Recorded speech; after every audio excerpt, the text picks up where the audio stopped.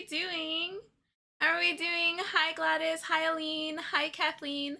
Hi, Michelle. Hi, Brianna. Hi, Shawanda. How are you? Thank you so much for joining membership. How are you? I hope that you're enjoying the bennies so far.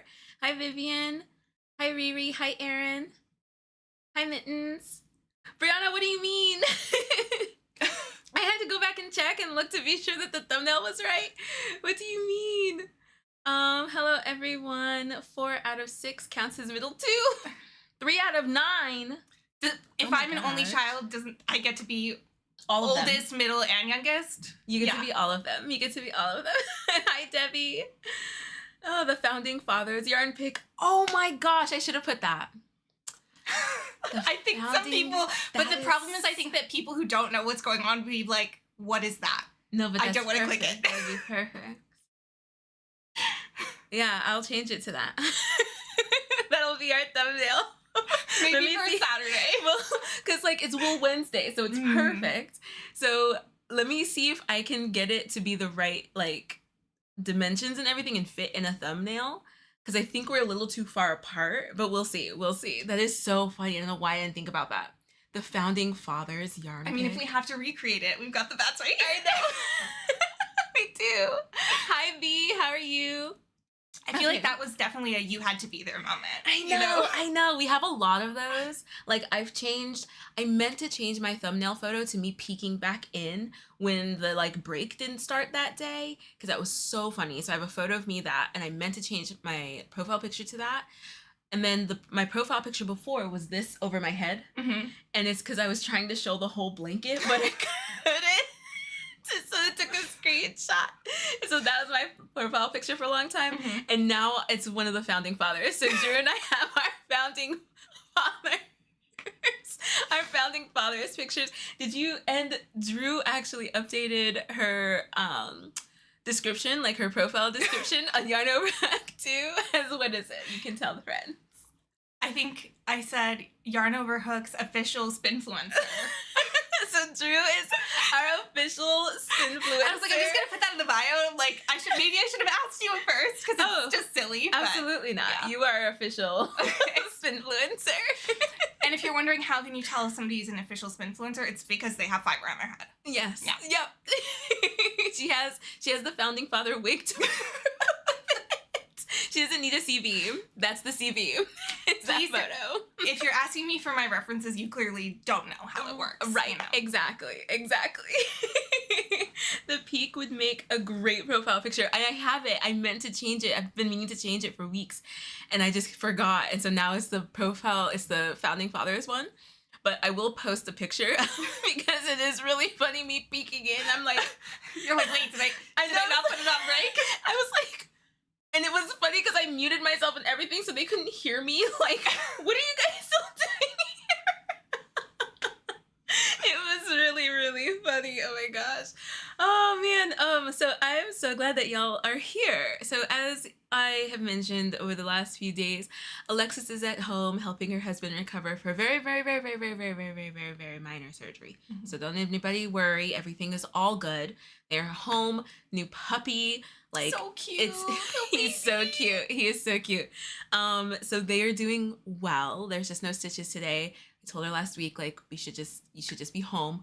So that's why Alexis isn't here for stitches, but instead we have Wool Wednesday. So we're very, very excited for today. We're going to do a lot of fun stuff. We even still have a challenge. Mm-hmm. We're gonna do which challenge. Is gonna be a challenge for both of us. For both of us, so which is awesome. Watch you be like way better at it than me instantly. You'll be like, oh, this is so easy. You'll be like, that's great. Absolutely that's so not. Great for you. Absolutely not. Now I'm gonna like crash and burn. So that will happen after the break, and then we're just gonna spin and talk wool. And today won't be so much as like a lesson, like our Spin Saturdays. We're going to save those for Spin Saturdays. Today's going to be a bit more fun, like us just spinning and hanging out and chit-chatting and goofing off. A fun challenge after the break. So make sure that you're here and all that jazz. So like, let's get into it. My name is Sammy. I'm Drew. And this is Wool Wednesday. A Yarn Over Hook live production. Yarn Over Hook is a free social media for crocheters to create, learn, and connect with other crocheters from all over the world. You can join for free at yarnoverhook.com. We would love to have you and see what you are making. If you're already a member, hi, hello, welcome. Thank you very much. Today's Wednesday. YouTube members, Granny Square tier. Y'all got early access to the video for this week. It is a July wrap-up. All of my July things that I made. Quite a few projects, actually. Oh. Yeah, quite a few projects. And then the whips that I carried with me into August.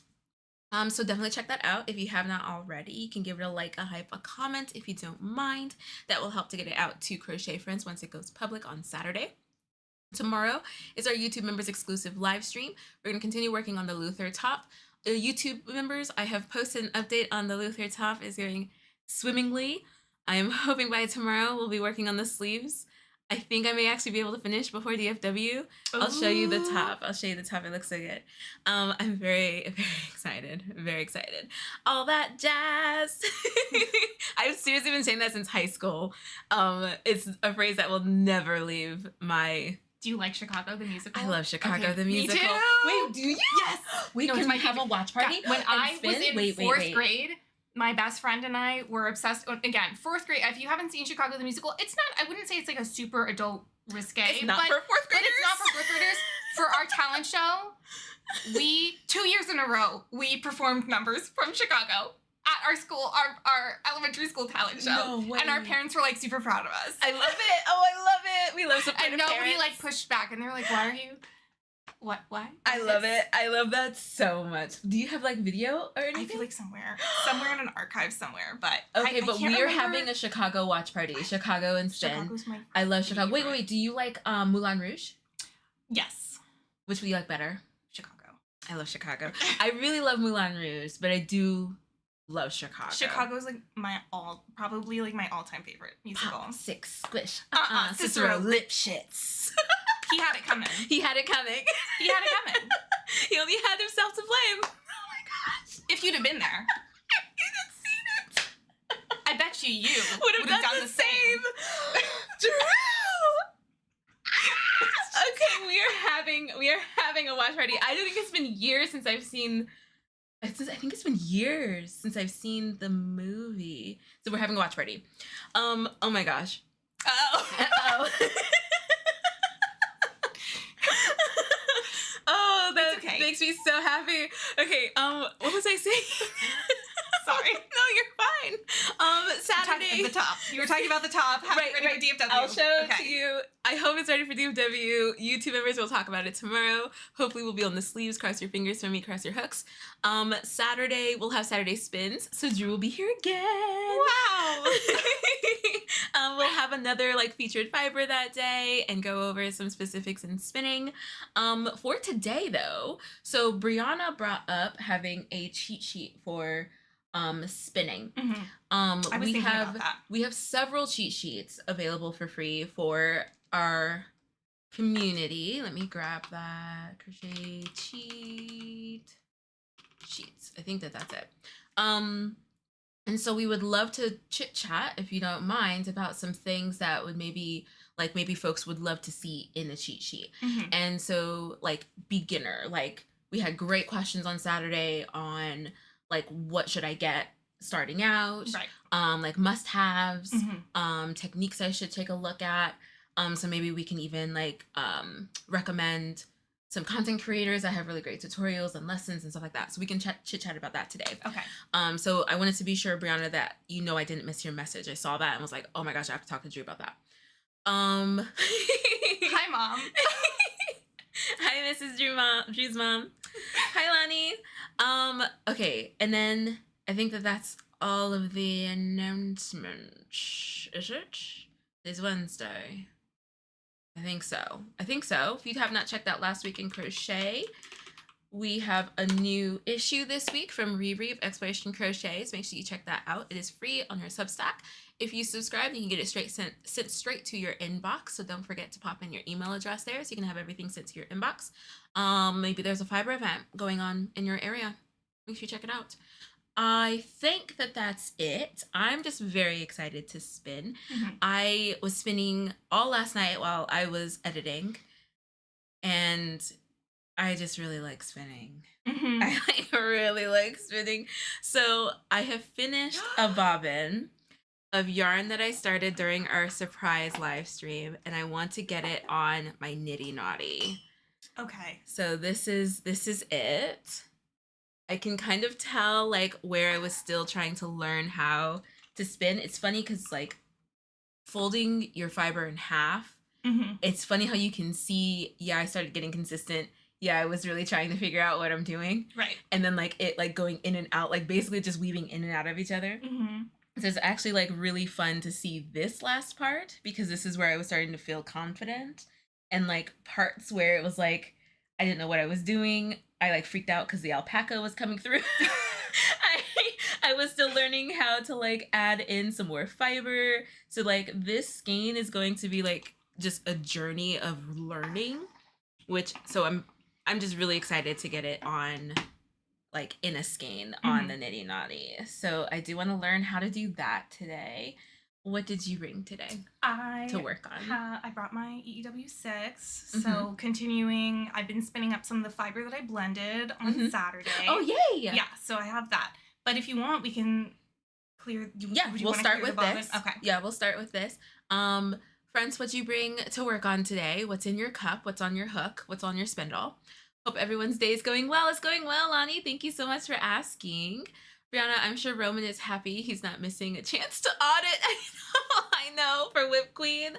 I know. Hopefully he'll be back next Wednesday. This is like my favorite portion right here because it's so clean. It's so clean. Okay, so I have it loose. Let me get it off of the hooks. Okay, so And I'll if I had known, I would have brought one of my Lazy Kates, but I didn't. So I can show you how you can wind off just from it still being all assembled. So yeah, take off. Yeah, I think the you had tension. done it like I do this. like that. Slip off this. Right. And then I typically get it so that I can push the hooks down, get them out of the way, because otherwise the fiber will kind of have a tendency to tangle. Take the tension off. Oh, so it's like real loose. Yeah. So you don't get any like pullback. Okay. And then I have the Nitty Naughty here. So you got it first. Because this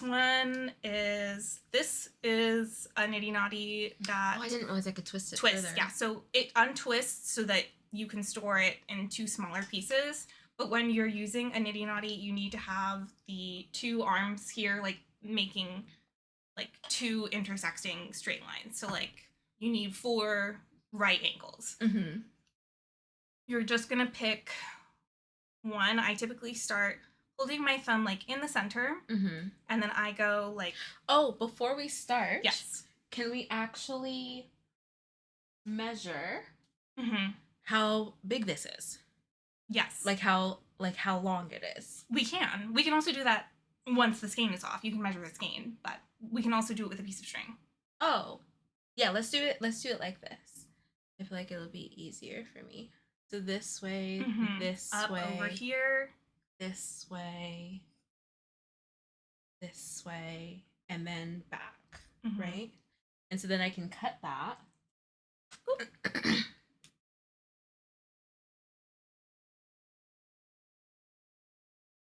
I can cut it here. And then measure that.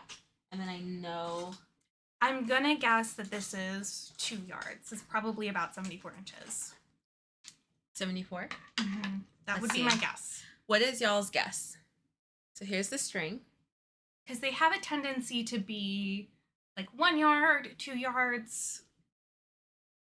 What is your guess? And then we'll measure it.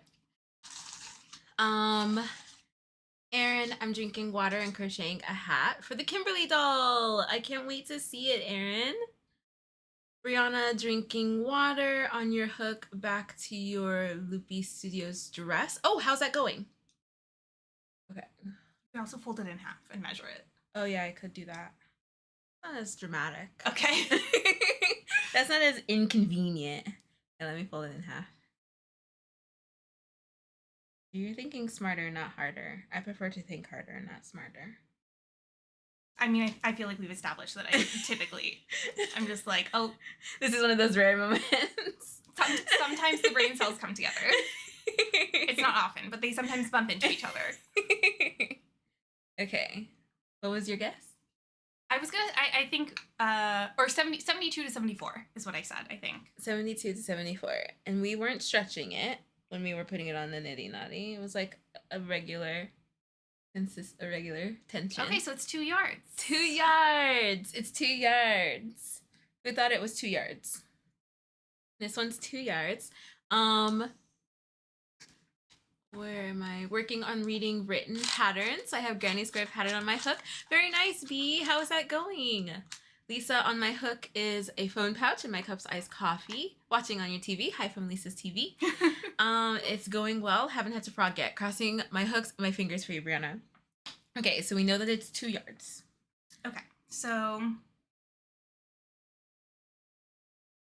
like this. And you basically just continue following that same pattern. Okay. And you'll figure out which way, like, the orientation of holding it makes it feel the most fluid to you. Right, because I was like, hold on. Because so I typically hold it with my left hand and then I'm winding with my right. Okay. I feel like I need my hand here. There we go. Oh, but my hand's in the way. So here, I'll hold this down. Slip your hand through here instead. Got it.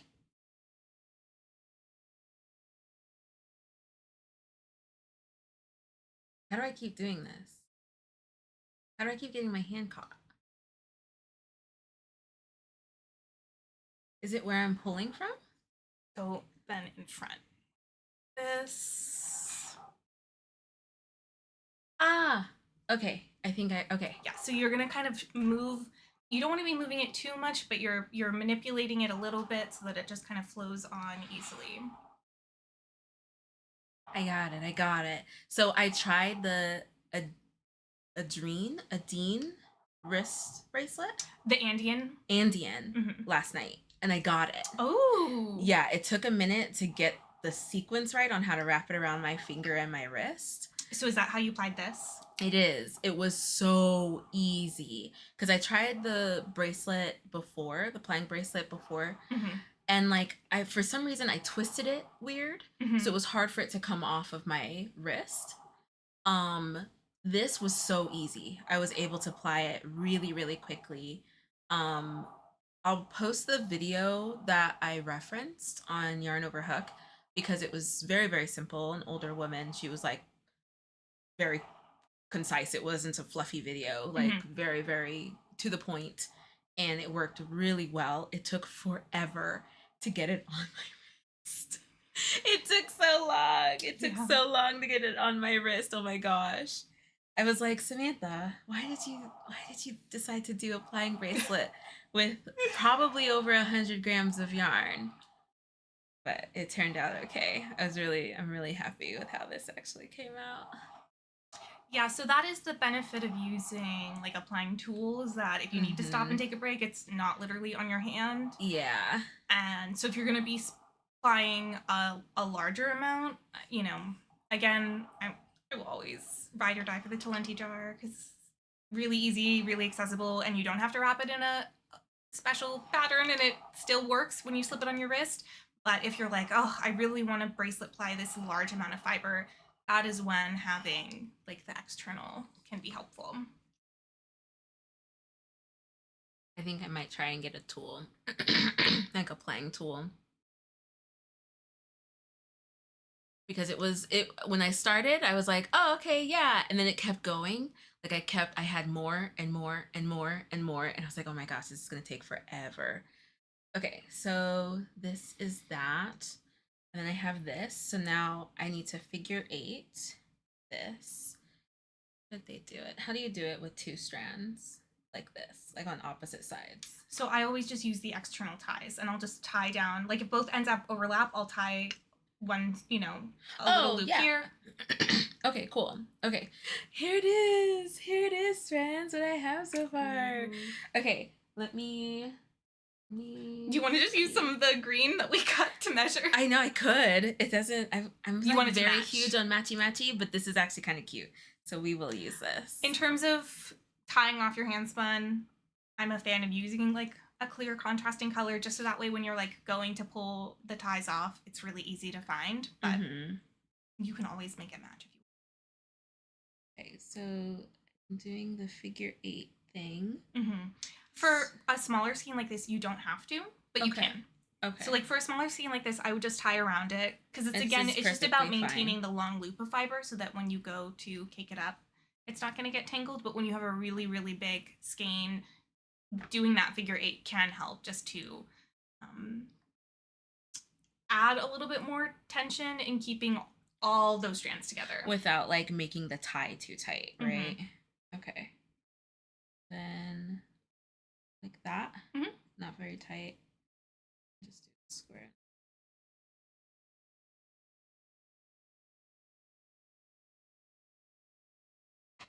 And then Trish. if you wanted to, you could do it on all 4, but again, it's a bit of a smaller skein, so I think you could just do another one over here. Okay. Hooray. And you just kind of find as much as the other half as you can. Okay. But I always tie my first based on where the ends are.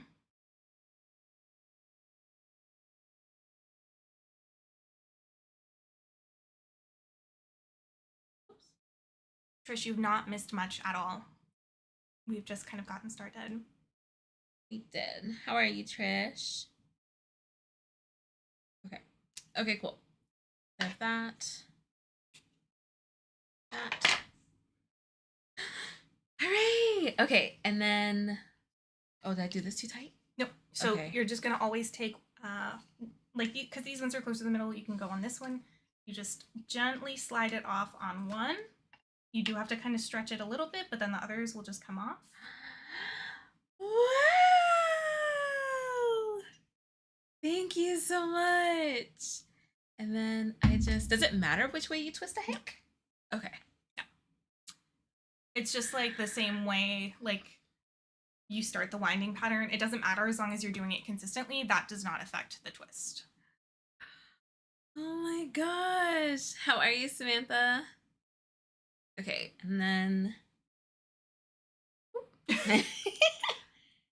bring this here. And you just slide one end through the other.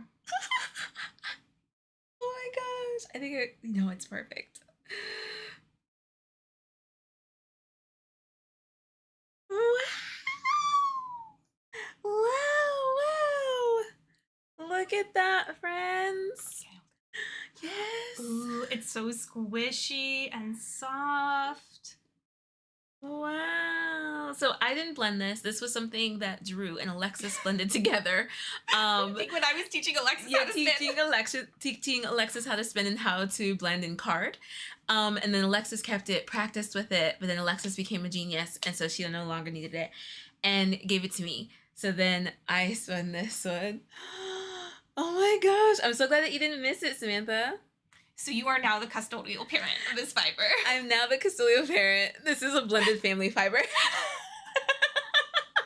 A blended family, blended fiber. Blended family, blended fiber. Say that 5 times fast. Oh my gosh. Wow. So this, I'm actually going to practice. I am going to block it. Like I'm going to wash it. Put it in for, I think people have said like 30 minutes. My will wash, I think is 30 minutes.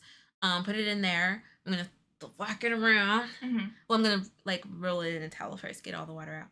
Have you ever used a salad spinner?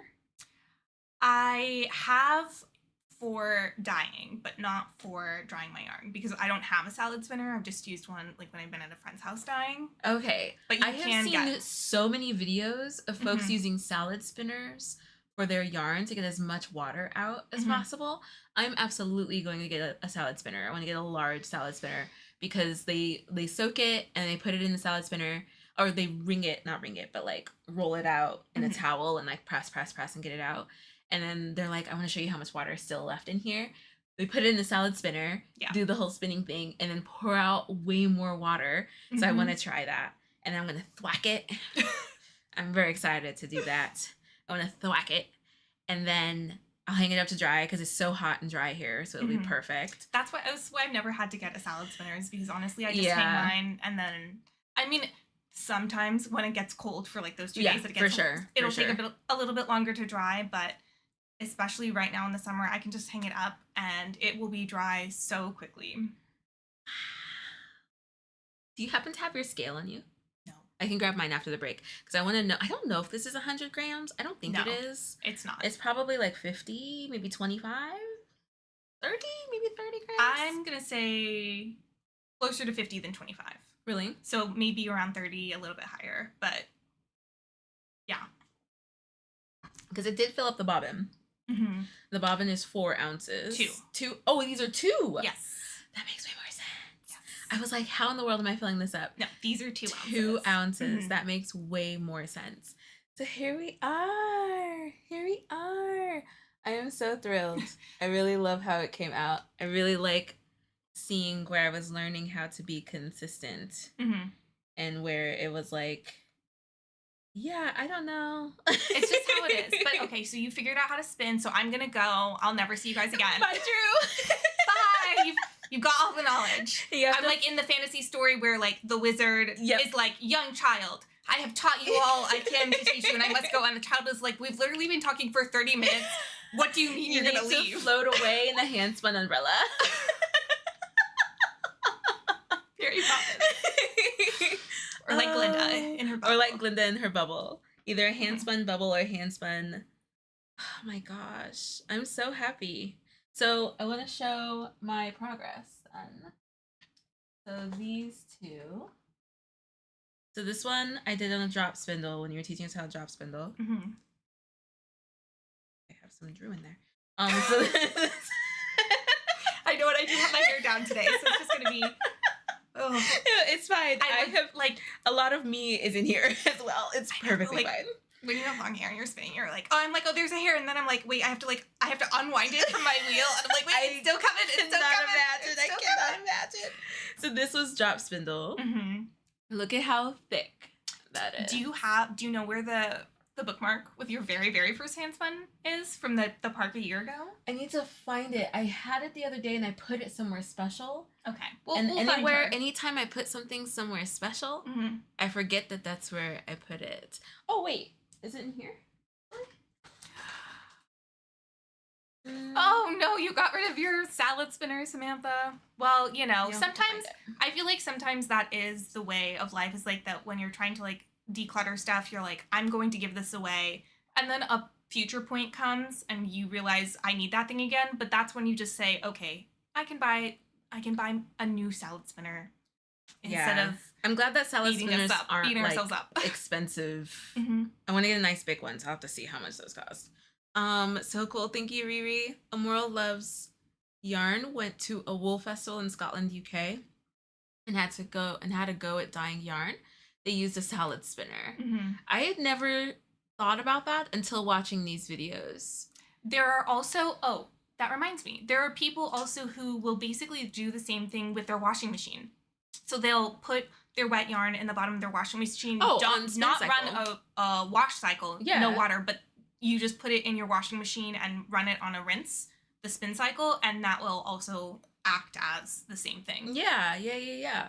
Sammy, we all have that special place. We forget it's special. I know I put it in a special place and I don't know where I put it. I'll have to find it. So first spun yarn. So that's like mad uneven, really, really thick, not a tight twist. And then but still usable yarn. I'll save it. I will absolutely save it. And then I learned how to do the bracelet plying with this on a drop spindle as well. This was my first spun yarn, and I was trying to figure out the speed and like how to keep it consistent. My twist is still loose because I was nervous. So it's loose. Like looking at this like growth. I'm so happy. I'm so happy. It really is like one of those really sharp learning curves where when you're at the beginning, you feel like you're never going to get to that next step where you have more understanding of the fiber in your hands and all of these things. And then once you get past it, then it really just becomes so intuitive. I love it. Oh, I'm so happy. So I spun this. I went to spinning this last night because I needed the spool. I need the spool because Oh, you finished one half of it? I have almost done, almost finished. So I want to finish Oh, half so of it. Pretty. It's looking so good. I decided to like leave the cotton The as pink like perfectly matches your nails. I know it really does. It really does. I don't know how that always happens. I always end up with like in that 3 weeks that I have the nails, I always end up matching it to one of my projects at the very least. Mm-hmm. I have no idea how. Like this is perfect. And this is like a sunrise with watermelon. So I am over halfway through the bat, I believe. Okay. Like this color is here. Mm-hmm. So I'm about halfway. I'm over halfway because I'm almost to this one. And so I think I'm going to get a little bit more on this. Like, do you recommend? You can get more. So I'll get a little bit more on this, and then I'll start the second spool, and then I have one other spool that I can ply onto. And I brought this one, which has, I think, some of my first attempts at cotton. No, this is wool. But at using the nano, all those times ago. Wait, what are you gonna do? Are you taking it off? Yeah, I'll just take it off. What are you gonna do with it? He's gonna like read. Okay. Because when I was spinning last night, I pulled out the spool of the blue yarn that I just finished, and the cap came off. And so then some of my yarn pulled out and it got a little bit tangled. I panicked. It's doing it with this one too. I panicked. I need to be careful with these. I did not realize that the energy from the spinning and like how tense it is can push off the spool. So that's a learning thing. That was a learning thing for me. The improvement of the next generation of bobbins being like screwing, having a locking mechanism, the screw. I think that's probably why. Okay, so on the Nano 2, is that the case? Okay, cool. So I'll be sure to get the like spinning, the like twist on spindles, but no, they're all like that. They're all like that now. Okay, cool. I'm so thrilled. It's looking really consistent. I actually purposely let the cotton bits be a little bit bigger, then it felt like a cloud in the middle of like that streak of the sky. I'm hoping that comes through once it's plying.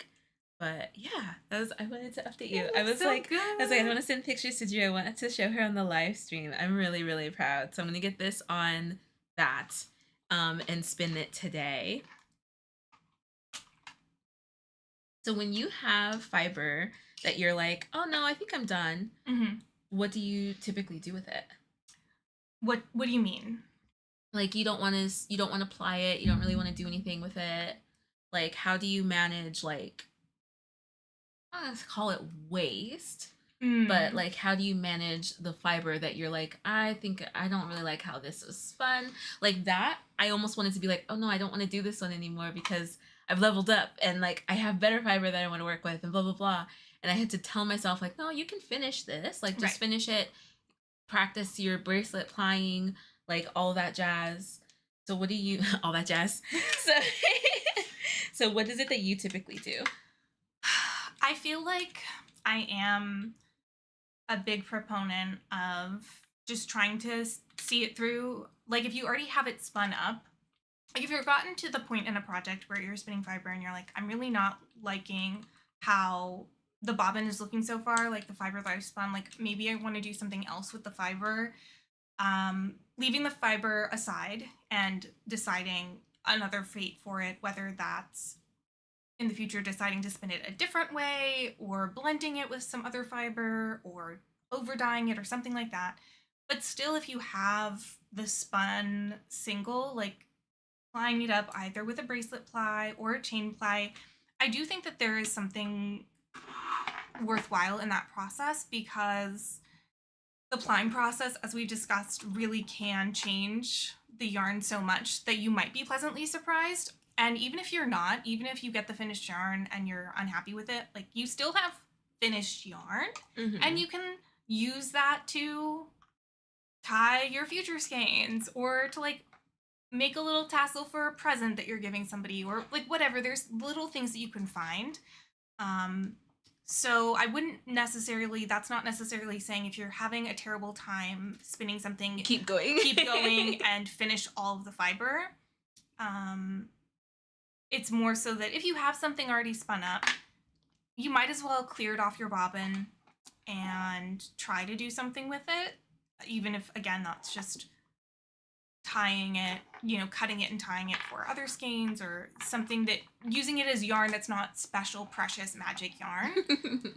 Because, again, you might always be surprised. And then, even if you're not surprised, even if you ply it up and you feel like it's as ugly as you thought it would be, then you've still learned something. You've still learned, true. okay, looking at this single and now at the finished plied yarn, I did correctly assess that this was going to come out in this specific way. So, have you ever spun anything that you're like, ugh, and you yes. ply through it and everything, and you're like, nope, this is awful? So, okay, I'll bring this in on Saturday. It was actually, let me get my wheel out. I'll catch up on the chat. Spinfluencer approved. Hi, Jen in London. How are you? Are you having fun? How is Stonehenge? What, Sammy? Oh yeah. Why does this happen whenever we get rid of things? What a clever idea, Drew, with the washing machine. I'd be worried about dye coming out in the next wash. LOL. Is that how washing machines actually work? Because I have a fear of that too. Whenever I know I'm going to use like a bleach, I wash that load last because I'm afraid that it's going to seep into future loads, and then I'll do a white load first. I just like, does that actually happen? So I'm not the right person to ask, because generally in terms of these kinds of things, I'm very like, it doesn't matter. True. So the thing about if you're dyeing, you have to think about the dyeing process, which we've kind of talked a little bit about, but that basically a lot of that extra dye that's washing off is what's called dye that didn't exhaust. So like ideally, when you're dyeing, if you're using chemical dyes like acid dyes or fiber reactive dyes or whatever, with food coloring it doesn't really matter as much because it's kind of hard to weigh that scientifically. So like when I've dyed with food coloring, like it just comes in these little squeeze bottles. They used to be so cute, and they used to have like a little pointy hat as their top of the bottle. Do you remember the little teardrop? Yeah. The ones that I've gotten most recently are very boring. They're just like little teeny tiny squeeze bottles. Boo, give me the teardrop. I know, they're the so little cute. gnome men. They're, yes.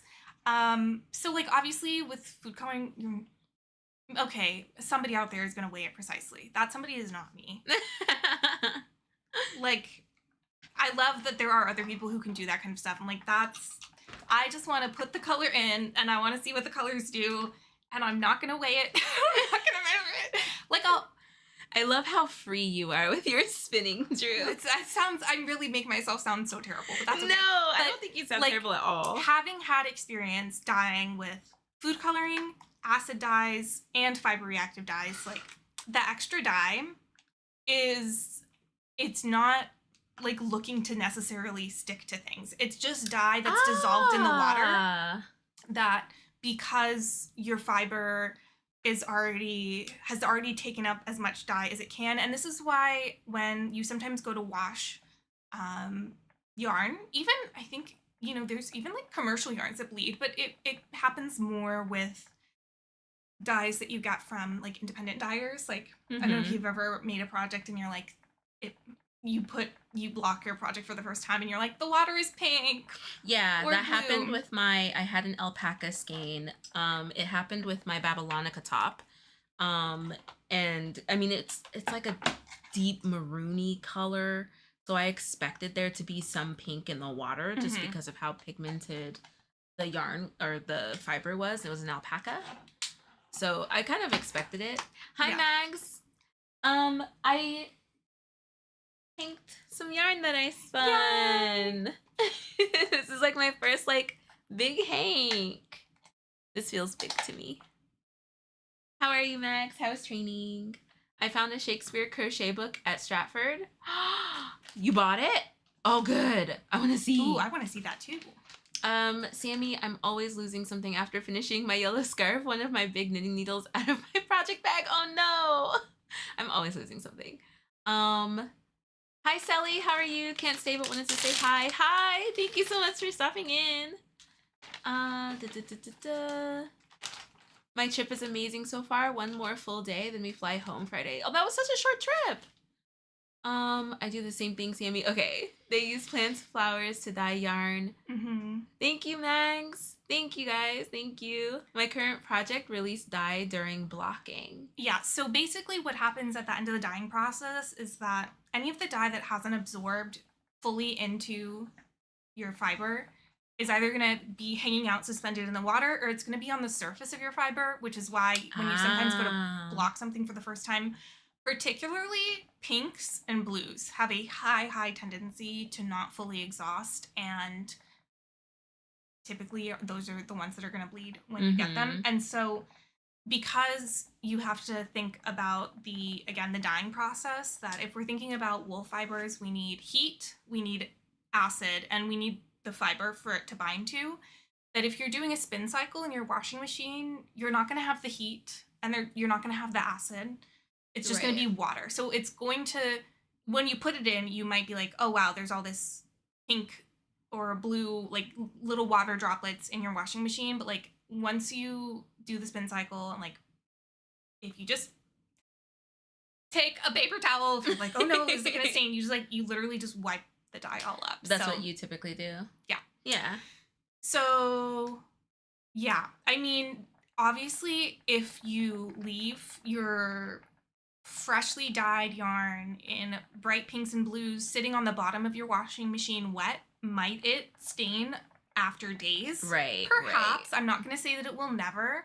It's just like using your better judgment with regard to that. Like, I use towels that I don't care about once I'm like wringing things out or like squishing things out, because we don't wring them out, and just like then placing it somewhere where none of that like extra dye or anything can transfer, like just using like really good judgment with regard to that. This, I don't think I'm gonna lose a lot of color, like maybe a little bit from that pink because it's so pigmented. I would be shocked if like from Ashford. Yeah, and Ashford's really good quality. I didn't realize that I had bought an Ashford like pack. I thought I was just grabbing like just a pack. I didn't realize that I had grabbed Ashford, which is a reliable like all things wool supplying company. Spinners, winders, spinning tools, fiber, all of that stuff. All that jazz. Hi, Funchella. That's gonna be our phrase for the day. How are you, Funchella? Ah, it was blue, Michelle. Did it transfer to any of your other colors? Was it variegated? Because I know that like Alexis was really upset about hers really transferring, her pinks transferring over to her whites. Yeah, so I mean, obviously if you've got like whites that you do have to be careful, but I have had like recently yarn that I blocked that had bits of white in it and the colors bled a lot, but again, because you're using warm water and a little bit of soap and you're not agitating, you know, ideally under ideal circumstances, unless the dyes are like super intense, heavy, strong dyes, you should be okay.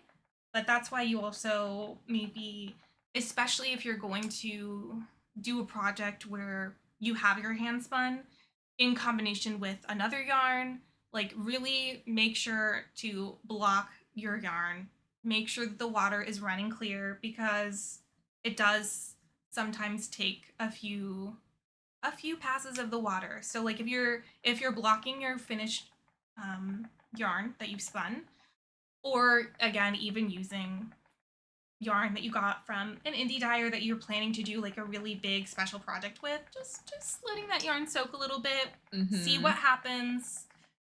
You can't in the case of your hand spun, because you're literally just putting the yarn in the water with a little soap. You don't have to use soap, but you're not mixing it. You're not like going like You're this not trying to rub agitating it or it. clean it like that. You Mm-hmm. can really let it soak longer.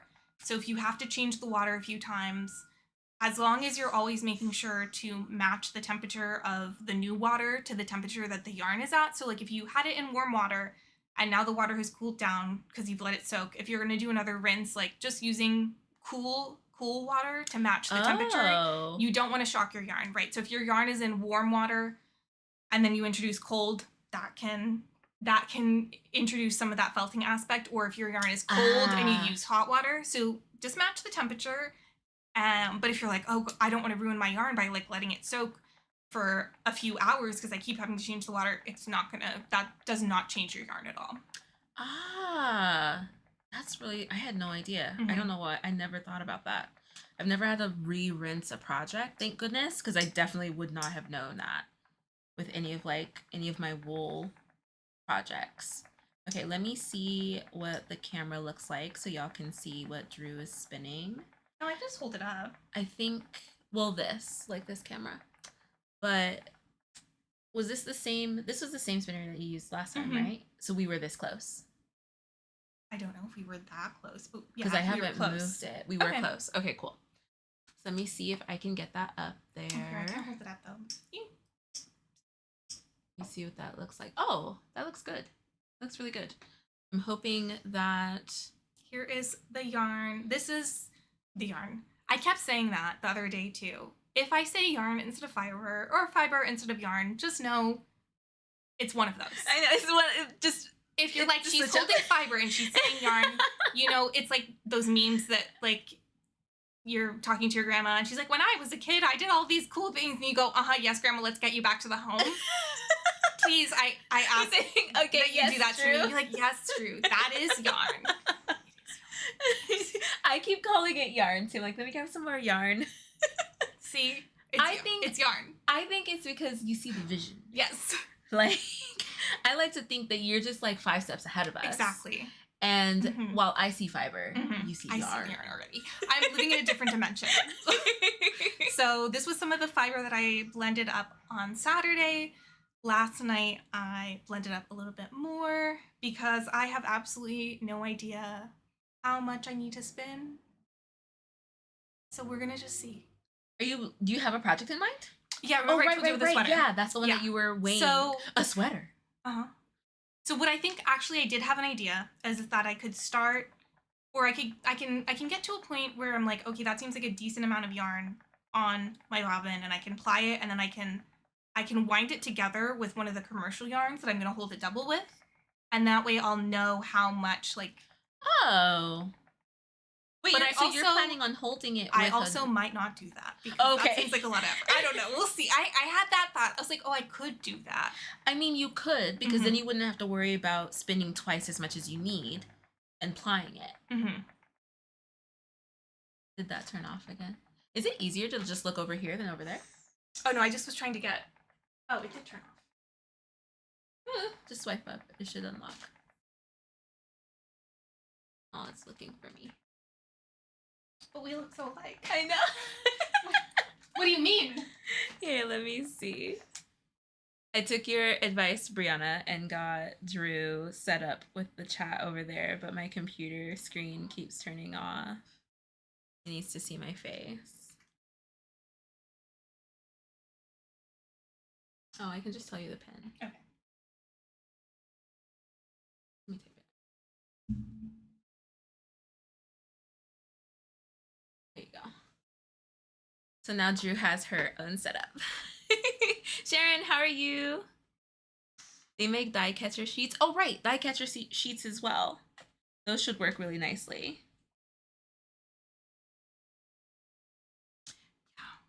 But that's also like if you are, it's something to think about too. Like if you're interested in doing your own dyeing, that you can really do, hopefully, some of that thorough washing when you first dye it, as opposed to once it's spun up, or if you're drying yarn, once it's Yeah. blocked. Like, if you're doing it yourself, then at that first stage is when you really just spend the time to make sure that your water is running clear, even if it's really annoying. That's really smart. I don't know why. I feel like had I not really sat and thought about it, Mm-hmm. I might have spun up, like been excited to spin up the yarn I just dyed, as opposed to rinsing it out as much as I possibly could Mm-hmm. after dyeing and not worrying about it later on in the process. And oh, this is another thing, because I don't know if have you ever been working with lovely hand dyed yarn, and then your fingers start getting the color? Fortunately, not. Okay. Like, I have not experienced that yet. So that is something that can happen, and that's honestly, like, that's never something that I would never go back to, like, a dyer if I bought something from them and be like, hey, just so you know, I got dye all over my hands. Just because I know that some, things can happen. Like, a dyer can have a process that works for them really well 99% of the time, and there might always be that 1% where you just kind of got the skein that's like bleeding onto you a little bit. But that can also, the same thing can happen with fiber, because if you think about tensioning, so if you think about tensioning when you're working with a yarn, if you're having it like you're tensioning around your finger, like there's some people who like don't tension it at all, and I'm like, I don't understand that. Like, I'm a person who has to tension my yarn, and so like I will get like a line of color in my finger. Oh, and that can also happen when you're spinning, because you're pinching. Oh, with your right, finger. You're pinching a lot. Every sweaty, every little oily blade of fiber pass through, and sometimes you just look down and you're like, now I have colorful fingers as well. So I match my yarn. Mm-hmm. So that's definitely something that can happen as well. Everybody's saying that your yarn looks very beautiful, Drew. Thank you. Fonchella, we're doing well. A nice cozy Wool Wednesday, doing some spinning. I hope that your day has been going well. What are you working on? What's in your cup? What's on your hook? It does spin very fast. It spins so fast. This is like not even. I'm between the speed setting like 1 and 2, and I think it goes all the way up to 6. That's crazy. So it definitely, I'll have to one day bring something to ply. Maybe. Okay, because I was like, at what point would you want to go that fast? You go faster for plying, because you're not having to draft the yarn, and it just goes a lot faster. And so I did turn up my speed really for plying last night. I was like, oh, I could go really, really fast. It's like, oh my gosh, I could never imagine spinning at this speed though. Ponchella, water in your cup. Oh, you're still at work. Hi from Ponchella's work. Whoa, so glad Drew has a screen. That was fast. Yeah, I have a laptop. I don't know why I didn't think to put it over there so that she can read the chat. I'll have to get like a screen like holder so that it can be here in front of you. I know, it's like actually easier for me to look at that one. Yeah, because I'm like seeing you and I'm like, you're looking over here more than over there. And so like, we'll figure it out, because I want you to be able to read the chat while you're spinning as well. There may be some questions that I miss. You need a spinning emoji now, Sammy, in the perks? I do. I'll have to figure out one, because we need, I think, like 100 and something members to unlock the next emoji. So I'll have to replace one. I'll have to see which one to replace. We'll talk with YouTube members. Maybe the Summer Stash Bash one we can replace for now, because Summer Stash Bash is over. Free range yarn. Oh wait, Tina said something. Tina said something about seeing sheep. Let me go back up. Tina, hi. You see sheep? I see yarn on a walk. Exactly. Oh my gosh. You make it look so easy, Gladys said. Hi, Kayleen. How are you? Hi, Avira.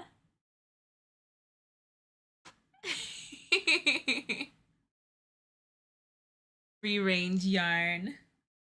My grass-fed yarn. Okay, so what are some things that y'all would love to see in a cheat sheet, a spinning cheat sheet?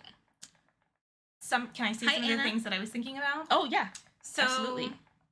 Especially because you and I were talking about it on Saturday, the distinction between worsted and woolen spun. Mm-hmm. I think having a guide to that would be helpful. I think having a cheat sheet to the different like plying options would be really helpful. Okay.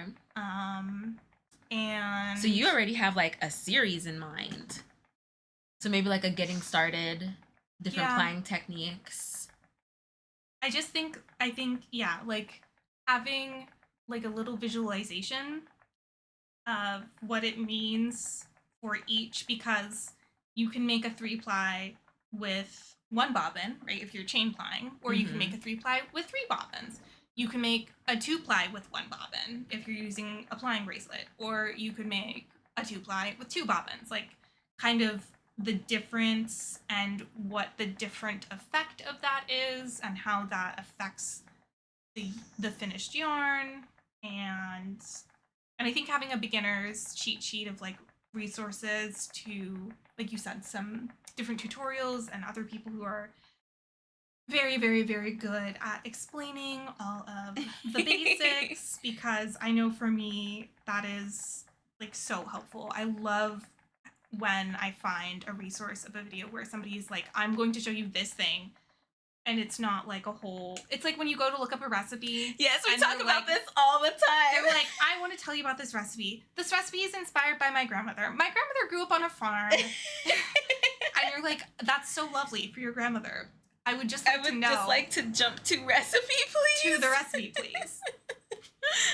And then you go in the comments and people are like, this recipe was horrible, but that's because I don't have eggs, so I used, a lemon. Right. And you're like, oh, water break. Cheers. Cheers. Cheers. Unclaw your hands, unshrimp your pastas.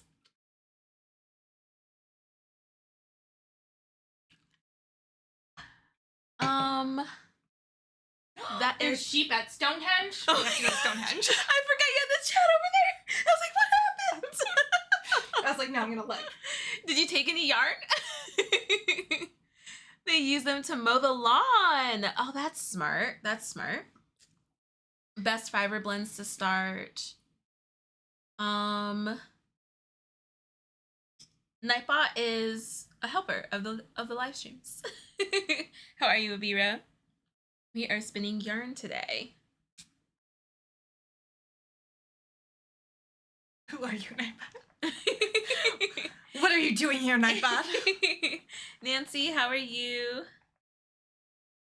Yeah, I feel like the first cheat sheet, like the first in the like spinning series of cheat sheets, would be like getting started, getting started cheat sheet. So that one would probably focus on like drop spindling, because that would be the most accessible way to spin, I would think.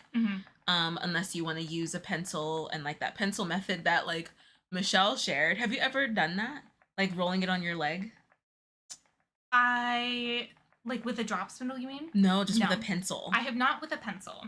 I'll have to show you the video. It's incredible, and like what an incredibly accessible way to spin yarn. I just could not imagine how long that would take. Well, there are it's so hard because so many spinning traditions exist in the world, in so many different cultures, so it's sometimes hard to remember exactly who or which one. I think this might have been a more medieval way of spinning, but they would have their spindle and they would twist it by hand. They would kind of just have it down by their side and they would just be adding twist with their hand, going very, very slowly. Wow. So you don't even need, right, a whole setup. Wow.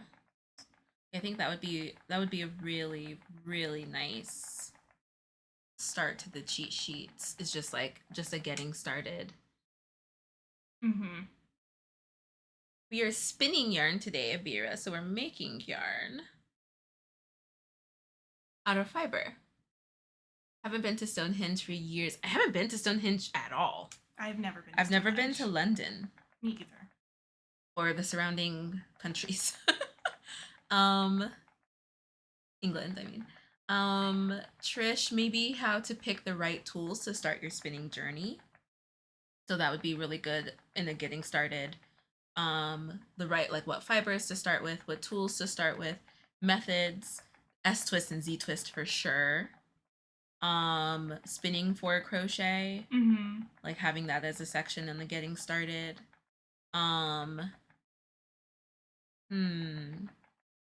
Maybe like I didn't realize how important pre-drafting was.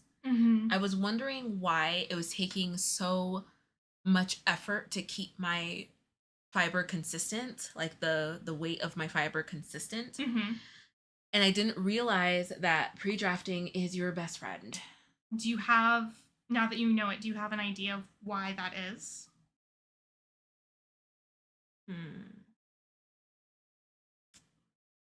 I mean, for me, it's just less fiber that I'm having to pull out, and my like triangle is smaller, so it's less that I'm having to like manipulate. But what is it? So it goes back to when we were first talking about the amount of twist that you need to hold a fiber together, and that the more fiber you have, like the more individual units, like strands of fiber, the less twist that you need. So if you think about, if you have a lot of fiber that you haven't pre-drafted, even a little bit of twist is going to lock that fiber together. And so if you haven't pre-drafted and you have this big clump of fiber in your hands, it's much easier for the fiber to resist and say, no, we're already being held together. And so if you pre-draft, you have less of the fiber that is kind of trying to fight you with the natural properties of physics in terms of like the mass that it already has, like that all the fibers, even though we know that to our physical sensation, like this is very light, but that the fiber on the very bottom is being weighed down by all the little fibers on top. So even if to us that's not a lot of weight, to the fiber on the bottom, it's like it's being held down by all these other fibers. So pre-drafting is really helping make it easier so that when you are trying to draft fluidly, you're already working with that smaller amount of fiber, so that you don't have to be worried about like, you know, if it's like twisted in your hands and then you're like, oh, it's all kind of locked up now. So that is the benefit. And that's a fiber fact. I feel like we need to have like fiber facts. That's a fiber fact. And it's, again, this really comes down to personal preference, because there are people who will take a braid of fiber. You have one of your braids nearby.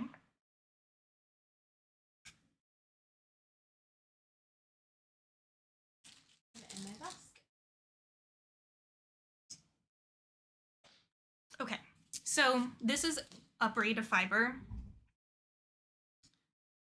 I'm just going to take out the little end and look back in. So this is the end of the fiber, and it's being held together by basically a chain. So when you are trying to put fiber into a braid, you do a chain stitch with your hand. Oh, I didn't realize that that's what the braid is. I was like, that's so funny. It's all chain stitch all the way. So if we undid this, it would be a very long section of fiber. And we talked about, like, do you want to be holding all of this fiber in your hand for the entirety of the spinning process? Right. You can. If you want to and you feel comfortable, please go right ahead. Like, if that works for you, that's great. So there are some people, like I typically, if I have a braid, I will split it. I'll typically split the whole thing in half, because again, it's a really, really long section once you undo it. But even if I don't split it in half, you know, like here, I take this part of the braid and you can kind of fluff it up. I don't want to do it too much because I don't want to ruin Sammy's perfect braid. But you fluff it up and then you can section this and you just kind of pull it gently apart. And again, there are some people who will spin from a braid and they'll just spin from the whole thing and they don't want to pre-draft it because they want to be able to like preserve spin the yarn like exactly how it was dyed. Yeah. And so it is doable. And there are certain things that you can do to make that a little bit easier. That being said, again, for other people, they might feel like, no, it's really important for me to pre-draft a little, like separate my fiber into manageable sections, because if I don't enjoy the spinning process, it doesn't matter if I like the braid 5% more than I would have if I hadn't split it. Like if you're not going to enjoy actually spinning it, then Right. it doesn't matter, because then you're never going to spin the fiber. Right. So, this is definitely something that comes down to personal preference in terms of how much preparation you do to your fiber before you start spinning. But I always recommend doing at least something. Like you'll figure out something in terms of the prep, because basically once you start spinning, you want that process to just be really, really seamless. You want to feel like the fiber is flowing out of your hands, becoming yarn, that you're not fighting with it, that it's not fighting with you. I really love that we walked through like getting your bats ready and stuff like that, because this has been incredibly helpful pre-drafting. And then even from this, so I pre-drafted and put it in a ball like that. But then I still even take this and I still draft more, because it's just so much easier for me and it's way easier to manage. I already know that from this point, I'm just going to pull a little bit more to get it to the size that I want it. It makes it so much easier. Okay, yeah, some good ideas. I definitely like a definition page of the different spinning terms. Yeah, that would be really good for getting started. Because sometimes somebody will use a word and I'm like, I forget exactly what that means. I need to go Google it. Right, when we said pre-drafting, so that is what I'm doing right now. So I am pulling the fibers apart, like taking into account the staple length, stretching what I have, with like a very gentle tension. Especially with the cotton here, because I panic as soon as I get to the cotton. So I really pay attention to that, and I just stretch it. I just stretch it just a bit to a point like just before where I know I'm going to want it for my drafting triangle. And like, then what's a drafting triangle? So then that is the fiber just before the twist. So it should rest like right here on this side of your finger, with the twist being over here. And you're manipulating that drafting triangle to keep your yarn consistent. And so with that drafting triangle, keeping it nice and small, at least for me, keeping this nice and controlled and small, so that when I get to the drafting triangle, I'm not like working to make that triangle and keep that triangle consistent. Like pre-drafting a lot has been incredibly helpful for me. It's like you have to think about it like a funnel, right? So imagine that you're trying to pour a bunch of beads down a funnel into a jar, because you spilled all your beads and you're like, now I need to get them back in the jar. You don't want to dump all the beads straight into the funnel at once. Right. They'll go through, but then it's going to get clogged, or it's going to go really slow, and then you're going to be like trying to poke them all through and all of that. You just kind of slowly pour them through the funnel, let them funnel into the bottle, and it's just that slow process. And even like you can pre-draft to the point that when you're spinning, you're not actually doing any more drafting. That is something that some people will do. You can buy roving called pencil roving that is already basically significantly pre-drafted to the point that you might not want to draft it anymore. You might just want to spin with it. I have spun with pencil roving once, and it was really lovely. I did draft it a little bit more, but because you spin thin. Okay, well, I'm gonna bring something on Saturday, so you'll see. I actually spun some crab yarn. But if you're like, okay, I think that I would like to try spinning, but like drafting and spinning and all of that at once seems a little bit too much. Like, look into pencil roving, because you just feed it through, and then it just becomes. I never thought about that. Is it more expensive because it's already drafted? It shouldn't be. because somebody's not doing it by hand. This is going to be a commercial drafting, like in a mill. Have you ever seen any videos of yarn mills? Yeah. Like who are making fiber and not yarn? Yeah. So like they have all those machines, and it's just like there's a specific just machine make it smaller that makes pencil roving. Yeah. Okay, because they're already shaping it into a specific size. You just make it smaller. Yeah. Oh, okay. Okay, that makes sense. Well, that's nice. It's nice that like the convenience doesn't tie into the price of it. Okay, let me catch up. I bought some wooden dowels the other day while I was in Shrewsbury. I'm going to attempt to make a drop spindle. Yay! Since Saturday, my husband has made a nitty knotty and a spindle. Don't have any fiber or brushing the fiber board. Yay, Kayleen! At work now. We'll catch you next time. Bye, Kayleen. What did he make you a nitty knotty and spindle out of? We'll have to wait for her to come back. Oh. But don't forget. She we'll left? ask Kayleen that. Yeah, she dropped in real quick at work. And maybe like a page for what some of the terminology words. Oh yeah, are for people forget. Hi Shaniqua, how are you?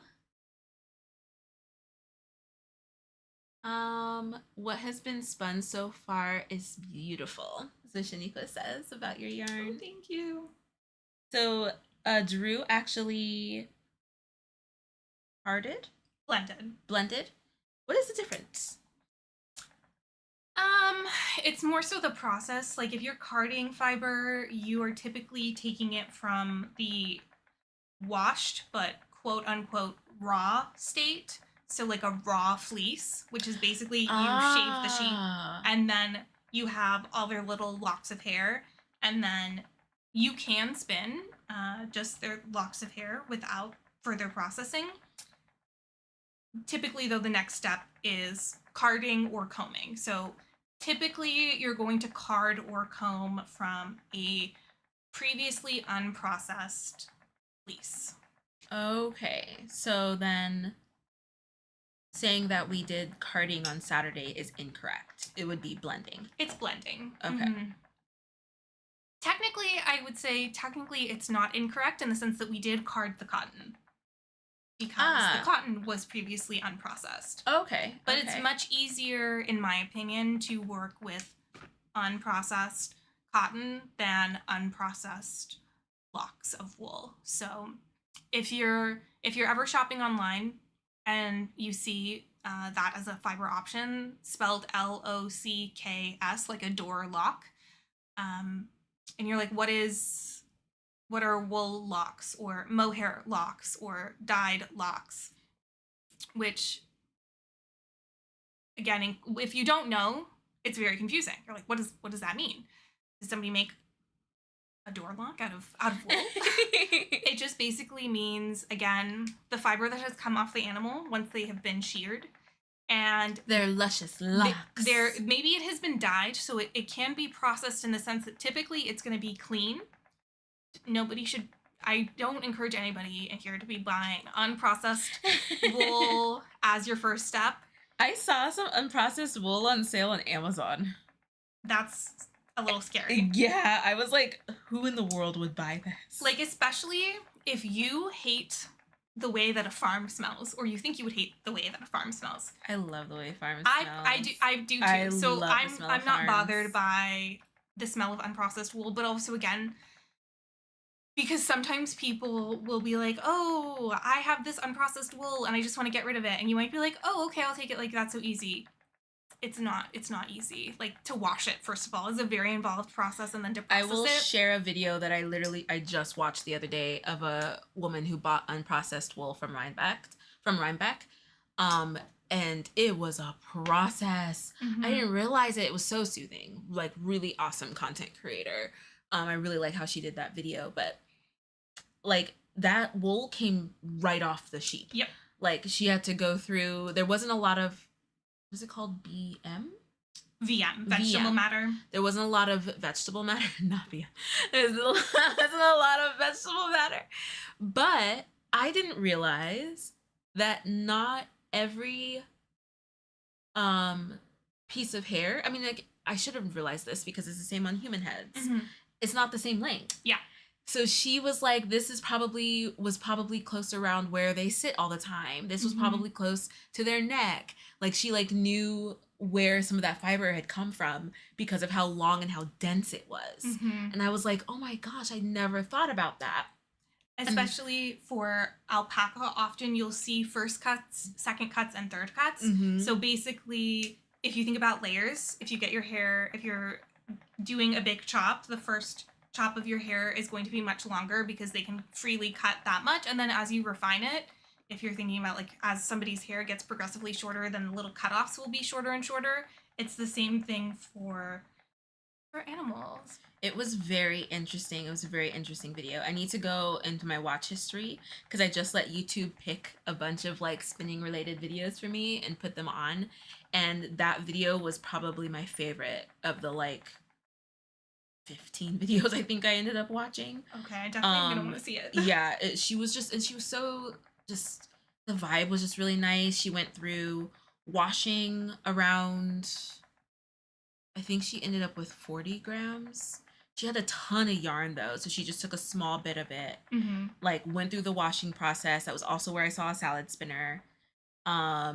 Went through, it was another process that she had to do. She had to get heat. The lanolin? Yes. Yeah. So there was a lot that she did before she finally got to her spinner and was spinning the yarn. It was incredible. I'll definitely share that video. Bye Trish. Oh yeah, we definitely will be. We'll see you again soon.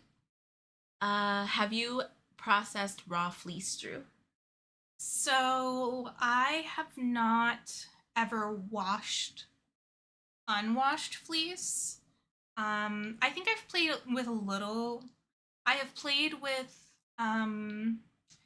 so alpaca is very different. When you get alpacas, they are so sheep. Let me back up. The reason that sheep can be super dirty is because they make lanolin, which is used actually in like a lot of commercial products. Like it's used as a moisturizer, so you can just buy 100% pure lanolin as a moisturizer, and that comes from sheep. That is basically the natural moisturizer that sheep make to protect their skin and to protect their fleece.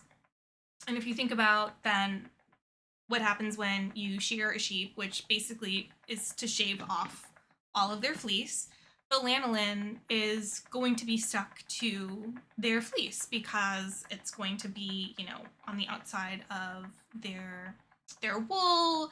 It's might be in like little clumpies, like just if it's like concentrated in certain areas, and the lanolin will also can be what's holding on to some of the dirt, the vegetable matter, all of those things that you really need to process out.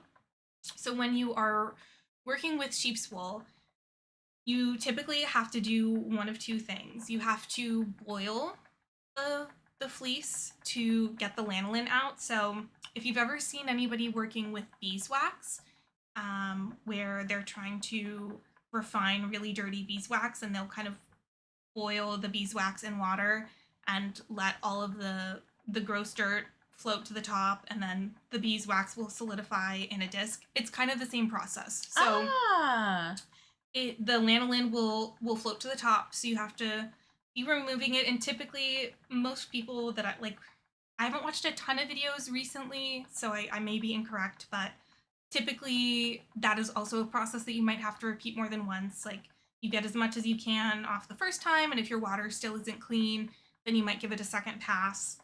And then there's another method, which I don't know how to pronounce because I don't know that I've ever heard it pronounced, but I think it's pronounced suint.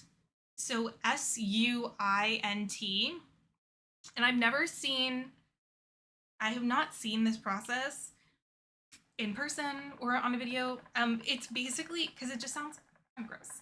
It does kind of sound gross. It's like you basically almost like, I think it's sort of like letting the fiber like ferment. Like you can, if it's gonna rain, you'll put out your fiber in like a big bucket and like let it get all wet, and then like let the natural microbes and bacteria eat away all the dirt and take all of that wow. stuff. So that's definitely a slower process, I think. And it can also, again, be gross. People often online talk about how smelly it is, and I'm like, that just... Yeah, I can imagine. I don't really like the idea. And also when you're not living in, like, the countryside where you don't have a lot of space to, like, leave your fleeces outside to do that. Interesting. I'll have to look that up. Okay, so what I was saying. So sheep's wool, they make lanolin, so...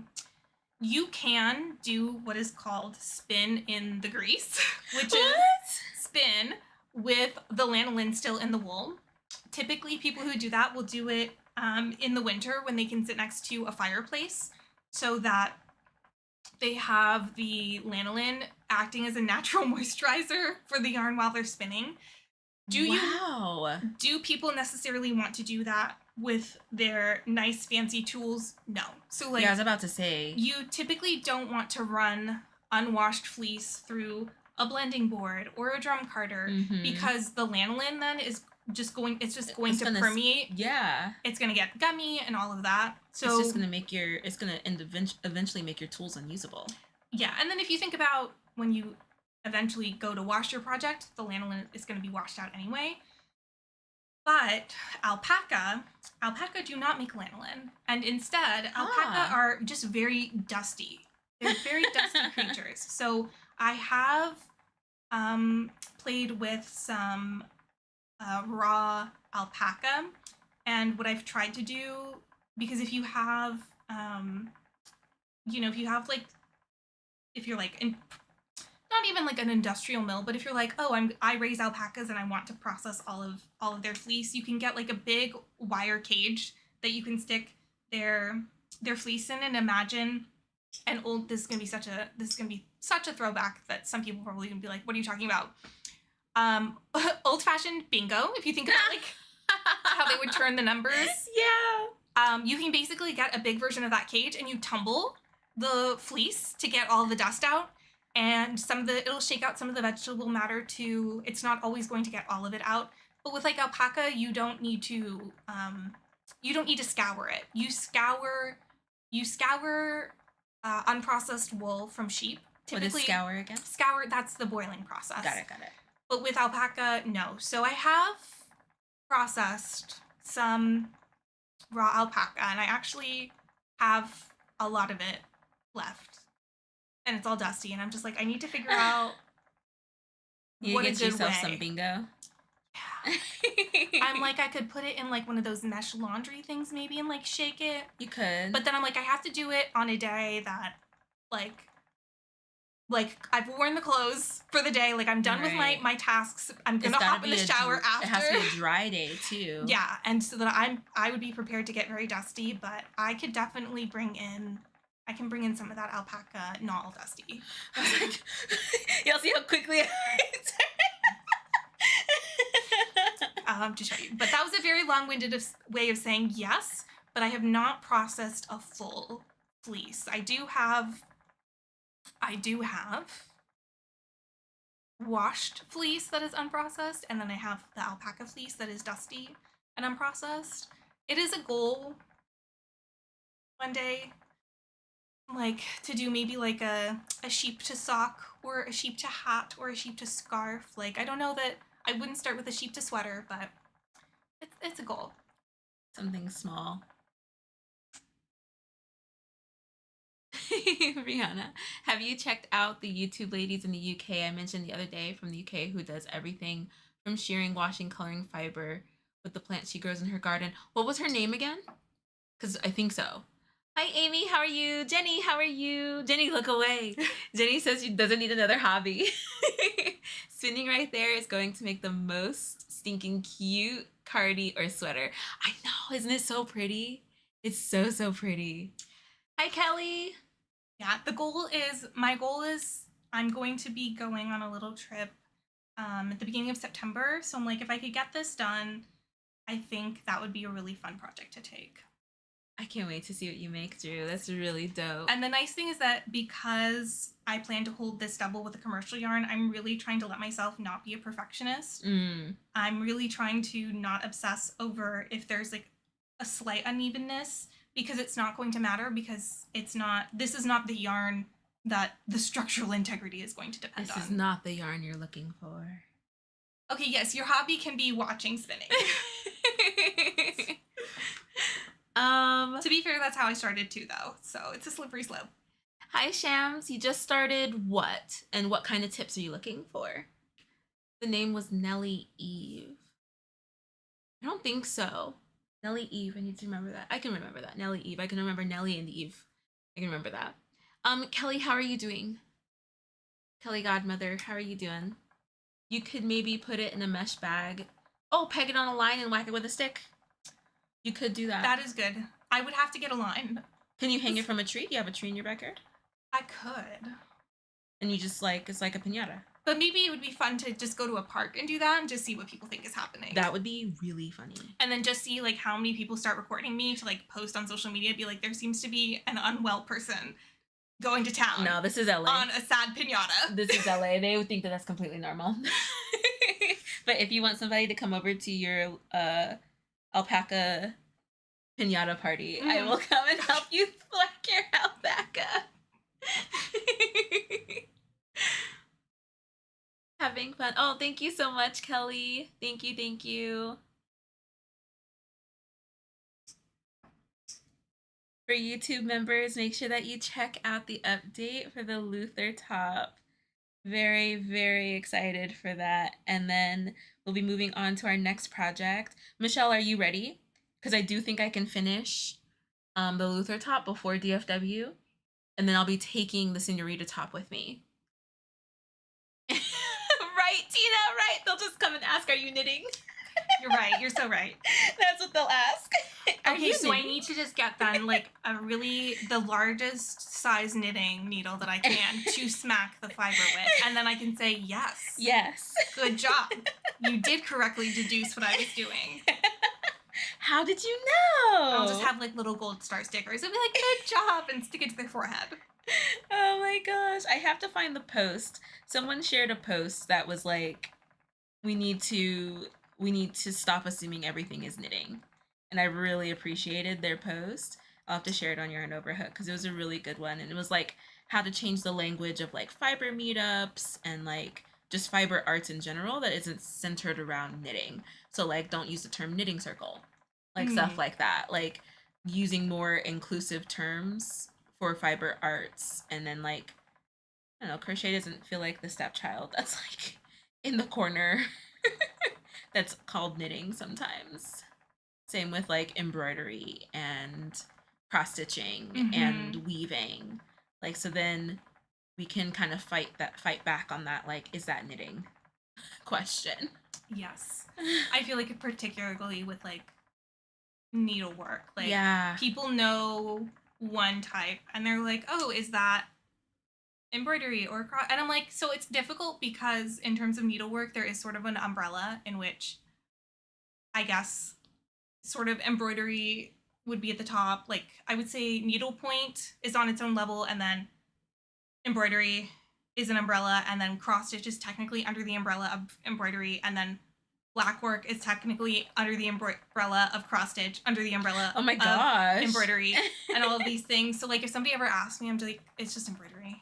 I mean, I feel like it's totally okay to just ask, what are you doing? Hey, that looks cool. What is it that you're doing? As opposed to just assuming that everything is knitting. Like, it's not like it's bad. It just kind of stinks. It kind of stinks to be compared to knitting all the time. Well, the worst follow-up is then when you tell them what you're doing and then they say, why? Right, or, oh. Because I've had that happen before. I took a little black work embroidery project to a baseball game, I don't know, maybe 2 years ago, and like a little kid was like really interested in what I was doing, and so his mom was like, oh, he's really curious what you're doing, and I explained it, and then she was like, so why are you doing that though? Just because it's fun. Just because I want to.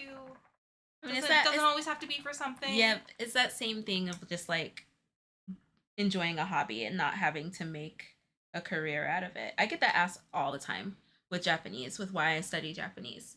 People are like, why are you learning that? And I'm like, I'm tired of waiting for translated manga to come out. And then they're like, oh, I'm like, yeah, I don't want to wait for translations. When people understand, like, and they read, like, Japanese literature, they get exactly what I'm saying. Right.